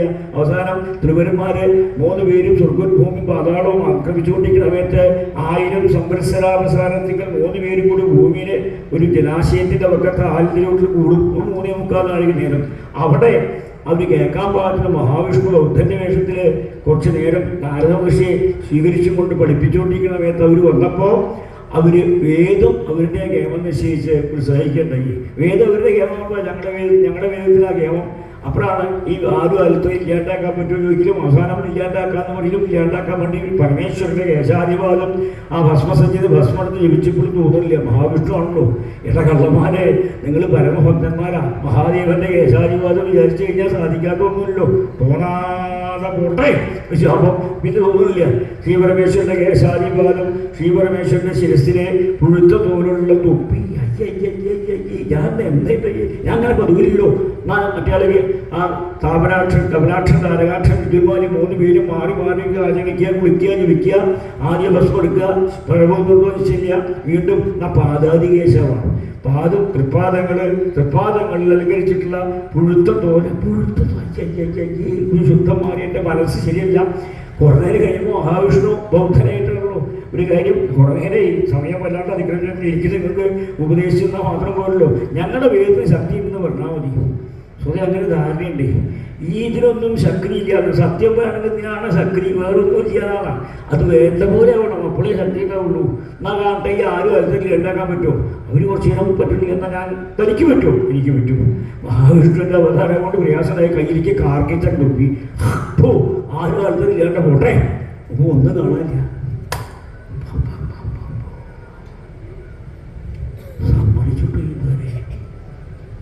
അനക്കല്ലാണ്ടിരിക്കുന്നുണ്ട്. ഞങ്ങൾക്ക് അബദ്ധം പറ്റി, ഞങ്ങൾക്കൊന്ന് പഠിപ്പിച്ചു തരുമോ? പഠിപ്പിക്കാം. വേദം സമ്മതിച്ചോ? സമ്മതിച്ചു. എന്നിട്ട് എന്താണ് ചേട്ടയാണ്? ചേട്ടയോ? ഇതൊന്നും ഞങ്ങളുടെ വേദത്തിന് പറ്റില്ല. പൊട്ടിച്ച അത് പിന്നെ ഉണ്ടാവുള്ളൂ. ഇതെന്താ ഭസ്മം, ചന്ദനം? അതെ, അതൊക്കെ മാറ്റണം. ഒക്കെ മാറ്റും. ഇതെന്താ കഴുത്തില്? ശിവലിംഗം, രുദ്രാക്ഷം. ഒന്നും കൂടെ പറ്റില്ല. നിലത്ത് വെക്കേണ്ടെന്ന് നിശ്ചയിച്ച് വേറെ വൃക്ഷത്തിൻ്റെ മറവിൽ കൊണ്ടിട്ട് ഒളിപ്പിച്ചു വെച്ചപ്പോഴാ നിങ്ങൾ കളഞ്ഞില്ലേ? കള്ള ജാതിയുള്ള 3 ഏതേതാന്ന് ശരിയാ. ഞാൻ നോക്കിക്കൊണ്ട് ഞങ്ങളുടെ വേദം കൊണ്ട് കണ്ണടച്ച നീർന്നപ്പോൾ എന്താ ആ വൃക്ഷത്തിൻ്റെ പുറത്തുനിന്ന് എടുത്തുകൊണ്ടിരിക്കാൻ 3 ആളും. ഇത്ര ശക്തിയോ വേദത്തിന്. അത് തുടർന്നു. 3 വലിയ പരന്ന കല്ല് കൊണ്ടുവരിക, 3 ഉരുണ്ട കല്ല് കൊണ്ടുവരിക. ശിവലിംഗം രുദ്രാക്ഷമൊക്കെ മാറ്റി വെച്ച് ഉരുണ്ട കല്ലെടുത്ത് ഞാൻ പറഞ്ഞ മന്ത്രം ചെല്ലുക. മനസ്സിലായോ? ആദ്യം മനഃശുദ്ധി വേണം. നിങ്ങളുടെ മനസ്സ് അത്യപകട. മനഃശുദ്ധി ഉണ്ടാവാൻ ഞാൻ പറഞ്ഞ പോലെ കേൾക്കണം. ബ്രഹ്മാവില്ല. കുറച്ച് മുമ്പാണോ സത്യലോകത്തിന് കാരണമായി? അത് വേറെ കാര്യം. ഞാൻ പറഞ്ഞില്ല. ഇപ്പൊ കക്ഷി ബ്രഹ്മാവിനെ വലിയ പിടുത്തില്ല. ബ്രഹ്മാവില്ല. വിഷ്ണു ഇല്ല, വിഷ്ണുവിനെ ഒന്നും ഇഷ്ടമില്ല, കള്ളൻ, അഭിപ്രായമില്ലാത്തവൻ. വിഷ്ണു ഇല്ല, ശിവനില്ല. ഒരു കാര്യം പറഞ്ഞാൽ ഞങ്ങളുടെ ആരാധനാമൂർത്തി ഇല്ല പറഞ്ഞു കഴിഞ്ഞാൽ ഒരു സാരികാരൻ ഒരു കാര്യമുണ്ട്, എന്നാ വേണ്ട, വേദം പഠിപ്പിക്കാൻ ഉദ്ദേശിക്കുന്നില്ല. കേട്ടോ, നമുക്കൊരു കാര്യം ചെയ്യാം, വേദത്തിന് സത്യമുള്ളൂ, പഠിക്കുന്നത് തന്നെയാണല്ലോ, നമുക്കൊരു കാര്യം ചെയ്യാം. അദ്ദേഹം പറഞ്ഞ് കേൾക്കാം, ഇത് കഴിഞ്ഞാൽ അദ്ദേഹത്തിനെ സംസ്ഥാപരാധം പറഞ്ഞ് നമസ്കരിക്കാം. അങ്ങനെയാവാം. ആ ഉരുണ്ട കല്ലുകൊണ്ട് ആ ശിവലിംഗത്തിലേക്ക് ഞാൻ പറഞ്ഞ മന്ത്രം കൊണ്ട് കണ്ട് ചൊല്ലിക്കഴിഞ്ഞാൽ മൂളിക്കിടിക്കുക. ബ്രഹ്മാവില്ല, വിഷ്ണു ഇല്ല, ശിവനില്ല. ബ്രഹ്മാവ് ഇല്ല, ഇടയ്ക്ക് ശബ്ദം കേട്ടുല്ലോ. ബ്രഹ്മാവ് ഇല്ല, ഇടയ്ക്ക് ഒരു ഒരു ഒരു ഒഴിവ് കിട്ടില്ലേ, ശബ്ദം കേട്ടുല്ലോ. ബ്രഹ്മാവില്ലാന്ന് വേഗം പറയൂ. കുറച്ചു നേരത്തെ പ്രയത്നം കൊണ്ട് മഹാവിഷ്ണു ബ്രഹ്മാവില്ല എന്ന് പറയിപ്പിച്ചു. വിഷ്ണു ഇല്ല, പേടിയുണ്ട്. വിഷ്ണു ഇല്ല, വിഷ്ണു ഇല്ല. ഇടയ്ക്ക് താമസം വന്നില്ലേ, താമസം ഇല്ലാണ്ട് വിഷ്ണു ഇല്ല എന്ന് ഉറപ്പിക്കാൻ. വിഷ്ണു അങ്ങനെ പറഞ്ഞു വിഷ്ണു ഇല്ല, ശിവനില്ല. എങ്ങനെ പറയും? ഇത്രയും കാലം അദ്ദേഹത്തിന് ആരാധിച്ച ആരാധനാപൂർത്തിയായിട്ടുള്ള അദ്ദേഹത്തിന് ഇല്ല എന്നൊക്കെ പറയുമ്പോൾ ലോകം മുഴുവൻ ശിവമയാണ്. പക്ഷേ ശിവൻ ഇല്ല, 3 പ്രാവശ്യം ഉറപ്പിച്ചുകൊണ്ടുണ്ട്. ശിവനില്ലാതെ വേഗം പറയണം. ബ്രഹ്മാവില്ല, വിഷ്ണുവില്ല, ശിവനില്ല. കുറച്ച് നേരത്തെ നിരന്തര പ്രയോഗം കൊണ്ട് അദ്ദേഹം അതിനെ കൊണ്ട് പറയിപ്പിച്ച് ആ ഉരുണ്ട കണ്ടുകൊണ്ട് ശിവലിംഗത്തിലേക്ക് എത്തിയും. അത് ഭഗവാന്റെ ചരിത്രത്തിലേക്കാണ്. അപ്പോൾ ശ്രീനാരായണ മഹർഷി ബൗദ്ധവിശിഷ്ടനായിട്ടാണല്ലോ അടിയൻ പൊക്കോട്ടെ അനുവാദം ചോദിച്ചു. അദ്ദേഹം പോയിന്ന് മാത്രമല്ല, നേരെ കൈലാസ സ്ഥാനങ്ങളിൽ പോയിട്ട് മഹാദേവനോട് സ്വാമി അവിടുത്തെ പരമഭക്തന്മാർ അങ്ങോട്ടുള്ള ഭക്തരൊക്കെ ഉപേക്ഷിച്ചപ്പോൾ വേറെ സ്വീകരിക്കുന്നു. ഇപ്പോൾ ഒരുവിധ ആളുകൾ അങ്ങനെയാണ്. അവനവൻ്റെ പക്ഷക്കാരൊക്കെ പോയിട്ട് അങ്ങേപ്പുറത്ത് പോയി കൂടുക, അവിടുത്തെ പോയി കഴിഞ്ഞാൽ അവിടെയൊക്കെ വിടുകയില്ല. ഇതിപ്പോൾ എവിടേക്ക് ശങ്കരന്റെ പക്ഷക്കാരാണ് ഇപ്പം അത്യധികം അപകടന്മാരായിട്ട് അങ്ങോട്ട് പോകണം എന്ന് പറയുമ്പോഴോ അതല്ല. ശങ്കരന്റെ സതീശന്റെ പക്ഷക്കാരാണ് ഇപ്പം അങ്ങോട്ട് പോകണമെന്ന് ഇങ്ങോട്ട് പോകണമെന്നും എവിടേക്കാ പോകണമെന്ന് ആർക്കും പറയാൻ പറ്റാത്ത അവസ്ഥയിലാണ്. നോക്കുമ്പോൾ ഇതിന് പരിഹാരം ഈ കിട്ടുന്നത് മുഴുവൻ തന്റെ ചിരസിലേക്കാണ്. ഭഗവാൻ ദേഷ്യത്തോടുകൂടി എഴുന്നേറ്റപ്പോൾ ഭൂമിദേവി തേർത്തട്ടായി, സൂര്യേന്ദ്രന്മാർ ചക്രങ്ങളായി, ബ്രഹ്മാവ് സാരഥിയായി, മാത്രമല്ല ആ 4 വേദങ്ങൾ കുതിരകളായി. പ്രത്യേകിച്ച് ആ ഭഗവാന്റെ ശരക്കോലായിട്ട് ആ ശരകാന്റെ ജനാർദ്ദനും അഗ്രഭാഗം അഗ്നിയും കടഭാഗം വായുവായിട്ട് അങ്ങോട്ട് നേരെ ത്രിപുരന്മാരെ കൊല്ലാനായിക്കൊണ്ട് മഹാദേവൻ അങ്ങോട്ട് പുറപ്പെട്ടപ്പോൾ പ്രയാസം ഉണ്ടായില്ല. പാർവതി ഘടകജ ഗ്രഹണത്തിങ്കൽ പ്രവീണനായിട്ടുള്ള അദ്ദേഹത്തിന്റെ ഇടത്തെ കൈത്തലം ഇത്ര ജയമാണ്. ശ്രീപാർവതി ദേവിയുടെ തലമുടി തരൂടുന്ന വിഷയത്തിൽ സമർത്ഥനായിട്ടുള്ള ആ ഇടത്തെ കയ്യ്, സാമർഥ്യമുള്ള ഇടത്തെ കയ്യ്, അങ്ങനെ കയ്യിലുള്ള ആ അദ്ദേഹത്തിന്റെ പിരാഗതനുസരിച്ചിരിക്കുന്നത്. അതുകൊണ്ട് അദ്ദേഹം പ്രയാസം ഉണ്ടായില്ല. അവിടെ പോയി 3:45 നേരം കഴിഞ്ഞ് അവർ പോയിരിക്കണു. 1000 സംവത്സരം കഴിഞ്ഞ് തിരിച്ചെത്തുന്നവരെ അങ്ങനെ നിൽപ്പാണ്. ആ ഒരു ശരം കൊണ്ട് 1000 സംവത്സരം അവസാനിച്ചപ്പോൾ അവർ വന്നപ്പോൾ ഒരു ശരം കൊണ്ട് അസുരഗണത്തെയും ത്രിപുരന്മാരെയും അവരുടെ ഭവനത്തെയും ഭക്തോക്തവന്മാരായിട്ടുള്ള അവർക്ക് താൻ കൊടുത്ത് മുഴുവൻ നശിപ്പിക്കാനും കൂടി യോഗ്യനായിട്ടുള്ള ആൾ. അതാണ് പുരദ്യുഷ, പുരദ്വിട്ട് എന്ന് പറയാൻ കാരണം. പുരന്മാരെ ദ്വേഷിച്ചിട്ടുള്ള അദ്ദേഹത്തിനെ പാശുപദാസ്ഥലബ്ധയെ ജിഷ്ണും സമാഹൂയ, പാശുപദാസ്ഥലബ്ധിക്കായി കൂടി ജിഷ്ണുവിനെ സമാഹ്വാനം ചെയ്തപ്പോൾ അദ്ദേഹം തപസ്സങ്ങൾ ക്രൂരമാക്കി തീർക്കാൻ ഭാവിച്ചപ്പോൾ 4 ഭാഗത്തും തീയിട്ട് മുകളിൽ ആദ്യത്തിന് അഗ്നിയാക്കി സങ്കല്പിച്ചിട്ടും പ്രത്യക്ഷാവാണ്ട് വന്നപ്പോ അഹം ശിവ ശിവസർവം സർവം സോഹമഹം ശിവ ശിവാദന്യജഗത്യസ്മിൻ നകിഞ്ചിൽ പ്രതിപദ്യതേ. അഹം ശിവ, ഞാനാണ് ശിവൻ എന്ന് ഉറപ്പിച്ചു. ഇത്രയും കാലം സേവിച്ചിട്ട് ശിവൻ ഭഗവാൻ പ്രത്യക്ഷമാണല്ലോ. അപ്പൊ ഈ ശിവൻ എന്ന് പറഞ്ഞത് സത്യത്തിൽ എവിടെയും കാണാനില്ല. അപ്പൊ ഞാനാണ് ശിവൻ. ഞാൻ സാരാ, ഞാൻ കണ്ണു പിടിച്ചു നോക്കിയാൽ കാണുന്നതൊക്കെ എന്താ? അതന്നെയാണ് ഞാൻ. സർവം സ അഹം, ഈ കാണുന്നതൊക്കെ ഞാൻ തന്നെയാണ്. അപ്പൊ ഞാൻ അഹം ശിവ, ഞാനാണ് ശിവൻ. ശിവൻ ചാൻ സർവം, സർവം അഹം, അഹം ശിവ. ഇല്ലേ, ഇത് കഴിഞ്ഞാൽ വേറൊന്നുമില്ലോ, ശിവനല്ലാണ്ടല്ലോ ഒന്നുമില്ല. അങ്ങനെയുള്ള ഉറപ്പോട് കൂടിയിട്ട് ജിഷ്ണും സമാഹൂയ, അങ്ങനെ ഉറപ്പുള്ള ആളാകൊണ്ട് അർജുനെ സ്വീകരിച്ച് നിയോഗിച്ചപ്പോൾ അദ്ദേഹം തൻ്റെ മനസ്സങ്ങനെ നിയന്ത്രിക്കാൻ ശ്രമിച്ചു. ഭഗവാൻ പ്രത്യക്ഷമായ തൻ്റെ മനസ്സിൻ്റെ വൈപരീത്യമാണ്. ഇന്ദ്രിയങ്ങളെ ജയിക്കണം, അതെല്ലാവർക്കും പറ്റില്ല. ചക്ഷുന്ദ്രിയം, ഘ്രാണേന്ദ്രിയം, രസനേന്ദ്രിയം, മുഖേന്ദ്രിയം, ശ്രോത്രേന്ദ്രിയം, ഈ 5 ഇന്ദ്രിയങ്ങൾക്കും എപ്പോഴും സഞ്ചാരമൊക്കെയാണ്. ഇപ്പം എവിടേക്കൊക്കെ പോലും ശരിയാ, ആ വേഗത വർണ്ണിക്കാനും വയ്യ. ലോകത്തിലെ ഏറ്റവും വേഗതയുള്ളത് സാധാരണ അറിയാത്തവർക്ക് എളുപ്പം മനസ്സിലാക്കാൻ കുതിരകളൊക്കെ എന്നാ പറയുക, കുതിരവേഗം എന്നാ പറയുക. അത് കഴിഞ്ഞിട്ടേ വേറൊരു വേഗമുള്ളൂ. ഇത് കുതിരവേഗം പോലും അതിനേക്കാൾ വിചാരിക്കുമ്പോഴേക്കും ഇടയ്ക്ക് വെച്ചാൽ മനസ്സ് പോലും അത്രയും വേഗതയുള്ളതാണ്. അപ്പൊ കുതിരകളെ പോലെ ഉപമിക്കാൻ കാരണം അറിയാത്ത ആളുകൾക്ക് വേഗതയെക്കുറിച്ച് ഉപമിക്കാന്നൊക്കെ പറയും. ഉപമാനം ഉപമേയം എന്നൊക്കെ പറയും. ഇപ്പൊ ഉപമയില്ല, ഉപമാനമില്ല, വാചകമില്ല, സംഖ്യാശബ്ദമില്ല, ഇതല്ല. അപ്പൊ വേഗം ആ മനസ്സ് നിയന്ത്രിക്കാൻ എന്താ വേണ്ടത് വെച്ചാൽ ഇന്ദ്രിയങ്ങളെ ജയിക്കാൻ തന്റെ മനസ്സാകുന്ന കുതിരലായെത്തിക്കൽ, ഇന്ദ്രിയങ്ങളാകുന്ന 5 കുതിരകളെ ചന്ദ്രാഭരണാകുന്ന സ്തംഭത്തിക്കൽ, ധൈര്യമാകുന്ന പാശം കൊണ്ട് ഉറപ്പിച്ചത് കെട്ടുറപ്പിച്ചു, കുറ്റിയടിച്ച് കെട്ടുക. സാധാരണ എവിടേക്കാ പോണ? പശുവിനെ മാറ്റി കെട്ടാൻ പോകുന്നു പാടത്തുമൊക്കെ. ഇതൊക്കെ കാണാറില്ലേ? കെട്ടിയിട്ടുണ്ടാവും രാവിലെ, പിന്നെ ഉണ്ടോ നോക്കാൻ വേണ്ടി പോകുമ്പോൾ കുറ്റി ഉണ്ടാവില്ല, കയറും ഉണ്ടാവില്ല, പശു ഉണ്ടാവില്ല. എന്നാൽ കുറ്റിക്ക് വിലണ്ടാവില്ല, കയർ ചിലപ്പോൾ വിലണ്ടാവില്ല, കുട്ടിച്ചുകൊണ്ടു ചിലപ്പോൾ കുടുക്കുണ്ടാവില്ല, കുടുക്കഴിഞ്ഞ് പോയിട്ടുണ്ടാവും, ചിലപ്പോൾ ജീർണിച്ച കുറ്റിയാവും. കെട്ടാൻ പോണതിൻ്റെ മുമ്പ് ആലോചിക്കണേ, കെട്ടാൻ പറ്റണമാണോ പറ്റാത്തതാണോ. എത്ര ആൾ പഠിപ്പിക്കുന്നില്ലേ? കെട്ടാൻ പറ്റാത്തതിനെ കെട്ടിക്കഴിഞ്ഞാൽ കെട്ടിയതിനെ കുറ്റുണ്ടാവുള്ളൂ, കെട്ടിയതിനെ കുറ്റുണ്ടാവില്ല. ആരാ കെട്ടിയേ? ഇന്ന ആള്. അത് മനസ്സിൽ തെറ്റു അർജുനി. എന്താ കാരണം? ഇന്ദ്രിയങ്ങളാവുന്ന 5 കുതിരകളാണ്. ചക്ഷുന്ദ്രിയം, ഘ്രാണേന്ദ്രിയം, രസേന്ദ്രിയം, ത്വകേന്ദ്രിയം, ശ്രോത്രേന്ദ്രിയങ്ങൾ 5 ഇന്ദ്രിയങ്ങൾ. അതിനെ മനസ്സാകുന്ന കുതിരലായം ആനത്താവളം എന്ന് പറയാറുണ്ട്. അതുപോലെ തന്നെ പശുക്കളെ കെട്ടാൻ തൊഴുത്തെന്ന് പറയും. അതുപോലെ കുതിരകളെ കെട്ടുന്ന തരത്തിന് എളുപ്പം മനസ്സിലാക്കാൻ കുതിരലായം എന്നാ പറയുക. ഇത് ഇന്ദ്രിയങ്ങളാകുന്ന 5 കുതിരകളെ കെട്ടാൻ മനസ്സാകുന്ന കുതിരലായം തിരഞ്ഞെടുത്തു. മാത്രമല്ല കെട്ടന് കയറ് വേണം. കയറ് വള്ളിയോ ചങ്ങല എന്തെങ്കിലും വേണമല്ലോ കെട്ടിയിട്ടുണ്ടെങ്കിൽ. അതിപ്പോൾ എവിടുന്ന് അന്വേഷിച്ച് പുറപ്പെട്ടാൽ അത് പറ്റില്ല. ഈ മനസ്സിനുള്ളിലൊക്കെ കയറ് ചങ്ങലയൊക്കെ പറ്റുമോ? തൻ്റെ ധൈര്യമാകുന്ന കയറ് വേറെ ആർക്കും പറ്റാത്തതാണ്. മാത്രമല്ല കയറ് മാത്രം പോലുള്ളൂ, പിന്നെയോ കുറ്റി വേണം. കുറ്റി വേണം. പല വൃക്ഷത്തിൻ്റെ മുമ്പ് കുറ്റി കൂർപ്പിച്ച് അത് ഹൃദയത്തിലേക്ക് മനസ്സിലേക്കൊക്കെ തറയ്ക്കാൻ പറ്റുമോ? അതുമില്ല. കുറ്റി ഉറപ്പിച്ച് കെട്ടിയിട്ടില്ലെങ്കിൽ ആ കെട്ടിയിട്ടുള്ള ജന്തു ചിലപ്പോൾ ചാടി പോകും. വൃക്കം നീണ്ടിട്ട് പോയി കുറ്റി കുഴയ്ക്കാൻ പോകും. കുറ്റിക്ക് ഉറപ്പില്ലെങ്കിൽ ചിലപ്പോൾ പൊട്ടിച്ചു പോകും. ഇതൊക്കെ മനുഷ്യത്തിന് നമ്മളാ വെറുതെ പറഞ്ഞല്ല. അപ്പൊ കുറ്റി ഉറപ്പിക്കാൻ എന്താ വഴി ചോദിച്ചു. അതന്നെ, അതാരും വിചാരിക്കാത്തതാണ്. ഈ നരന്മാരിൽ ശ്രേഷ്ഠനായിട്ടുള്ള നരേന്ദ്രനാണ്. നരേന്ദ്രൻ പ്രാണപ്രതിഷ്ഠ ചെയ്യുന്ന ആരും ഇരിക്കുന്നതായിരിക്കും. ശരിക്കും പറയുകയാണെങ്കിൽ തൻ്റെ പ്രാണങ്ങളെ തൻ്റെ മനസ്സിൽ ഉറപ്പിച്ചിട്ടാണ് അവിടെ ഭഗവാനെ കണ്ട് ഉറപ്പിച്ച് പ്രതിഷ്ഠിച്ചു. നീ ആരും പേടിക്കേണ്ട ആവശ്യമില്ല കേട്ടോ.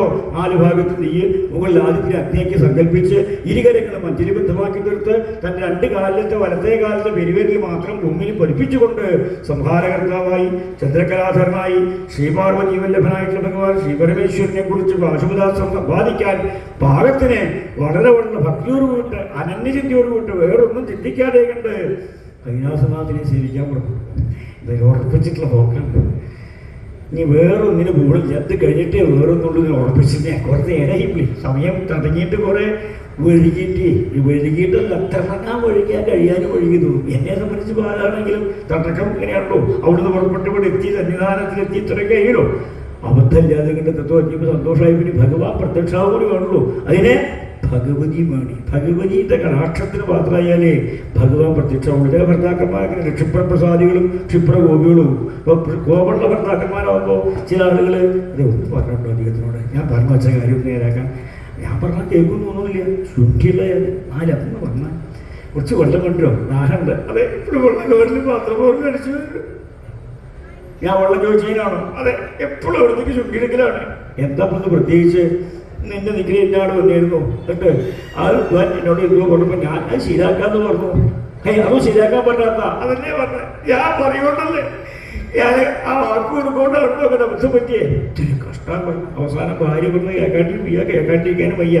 ഭക്തവത്സരം ദേവനെയൊക്കെ ദേവിക്കാനുള്ള കൂടെ ദേവനിക്കാന്നല്ല, ശിവപരമേശ്വരൻ എത്രയുണ്ടാവും തന്നെ സേവിക്കുന്ന ഭക്തന്മാരോട്, ആ ഭക്തിയുള്ള ആളുകളോട് എത്രയാണ് സ്നേഹം എന്ന് പറയുക. ആശ്രിത വാത്സല്യം അതിൻ്റെ 10 മടങ്ങ് എന്ന് വെച്ചാൽ ഇരട്ടിക്ക് ഇരട്ടിയതോട് പറയാനേ അത്രയും ആ ജഗദംബികയായിട്ട് ലോകമാതാവ് ശ്രീപാർവതി തന്നെ സേവിക്കുന്ന സകല ഭക്തന്മാർക്കും ഭക്തകൾക്കും സകലാഭീഷ്ടങ്ങൾ പ്രദാനം ചെയ്യാൻ സന്നദ്ധയായിട്ട് എഴുന്നള്ളിരിക്കുക.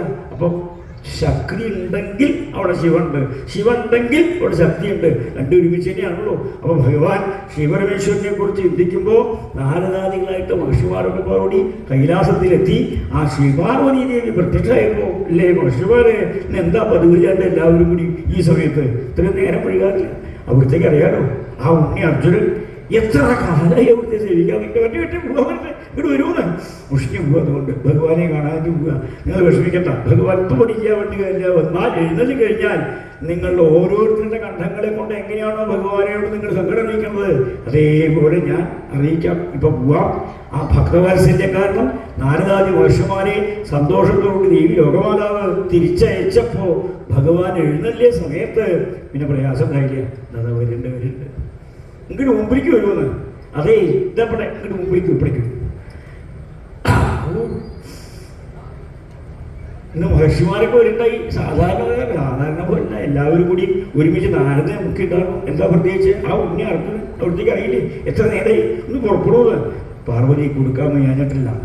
അർജുനെ പോലെ സമ്മതം വേറെ ആരുമില്ല. എല്ലാ കഴിവുണ്ട്. എല്ലാവർക്കും സമാധാനീന. ഒരൊറ്റ അപകടത്തിനുള്ളിൽ പറയാണ്ടിരിക്കാൻ പറ്റില്ലല്ലോ. ഞാനെന്ന ഭാവം തൻപോരിമാണ് അല്ലേ?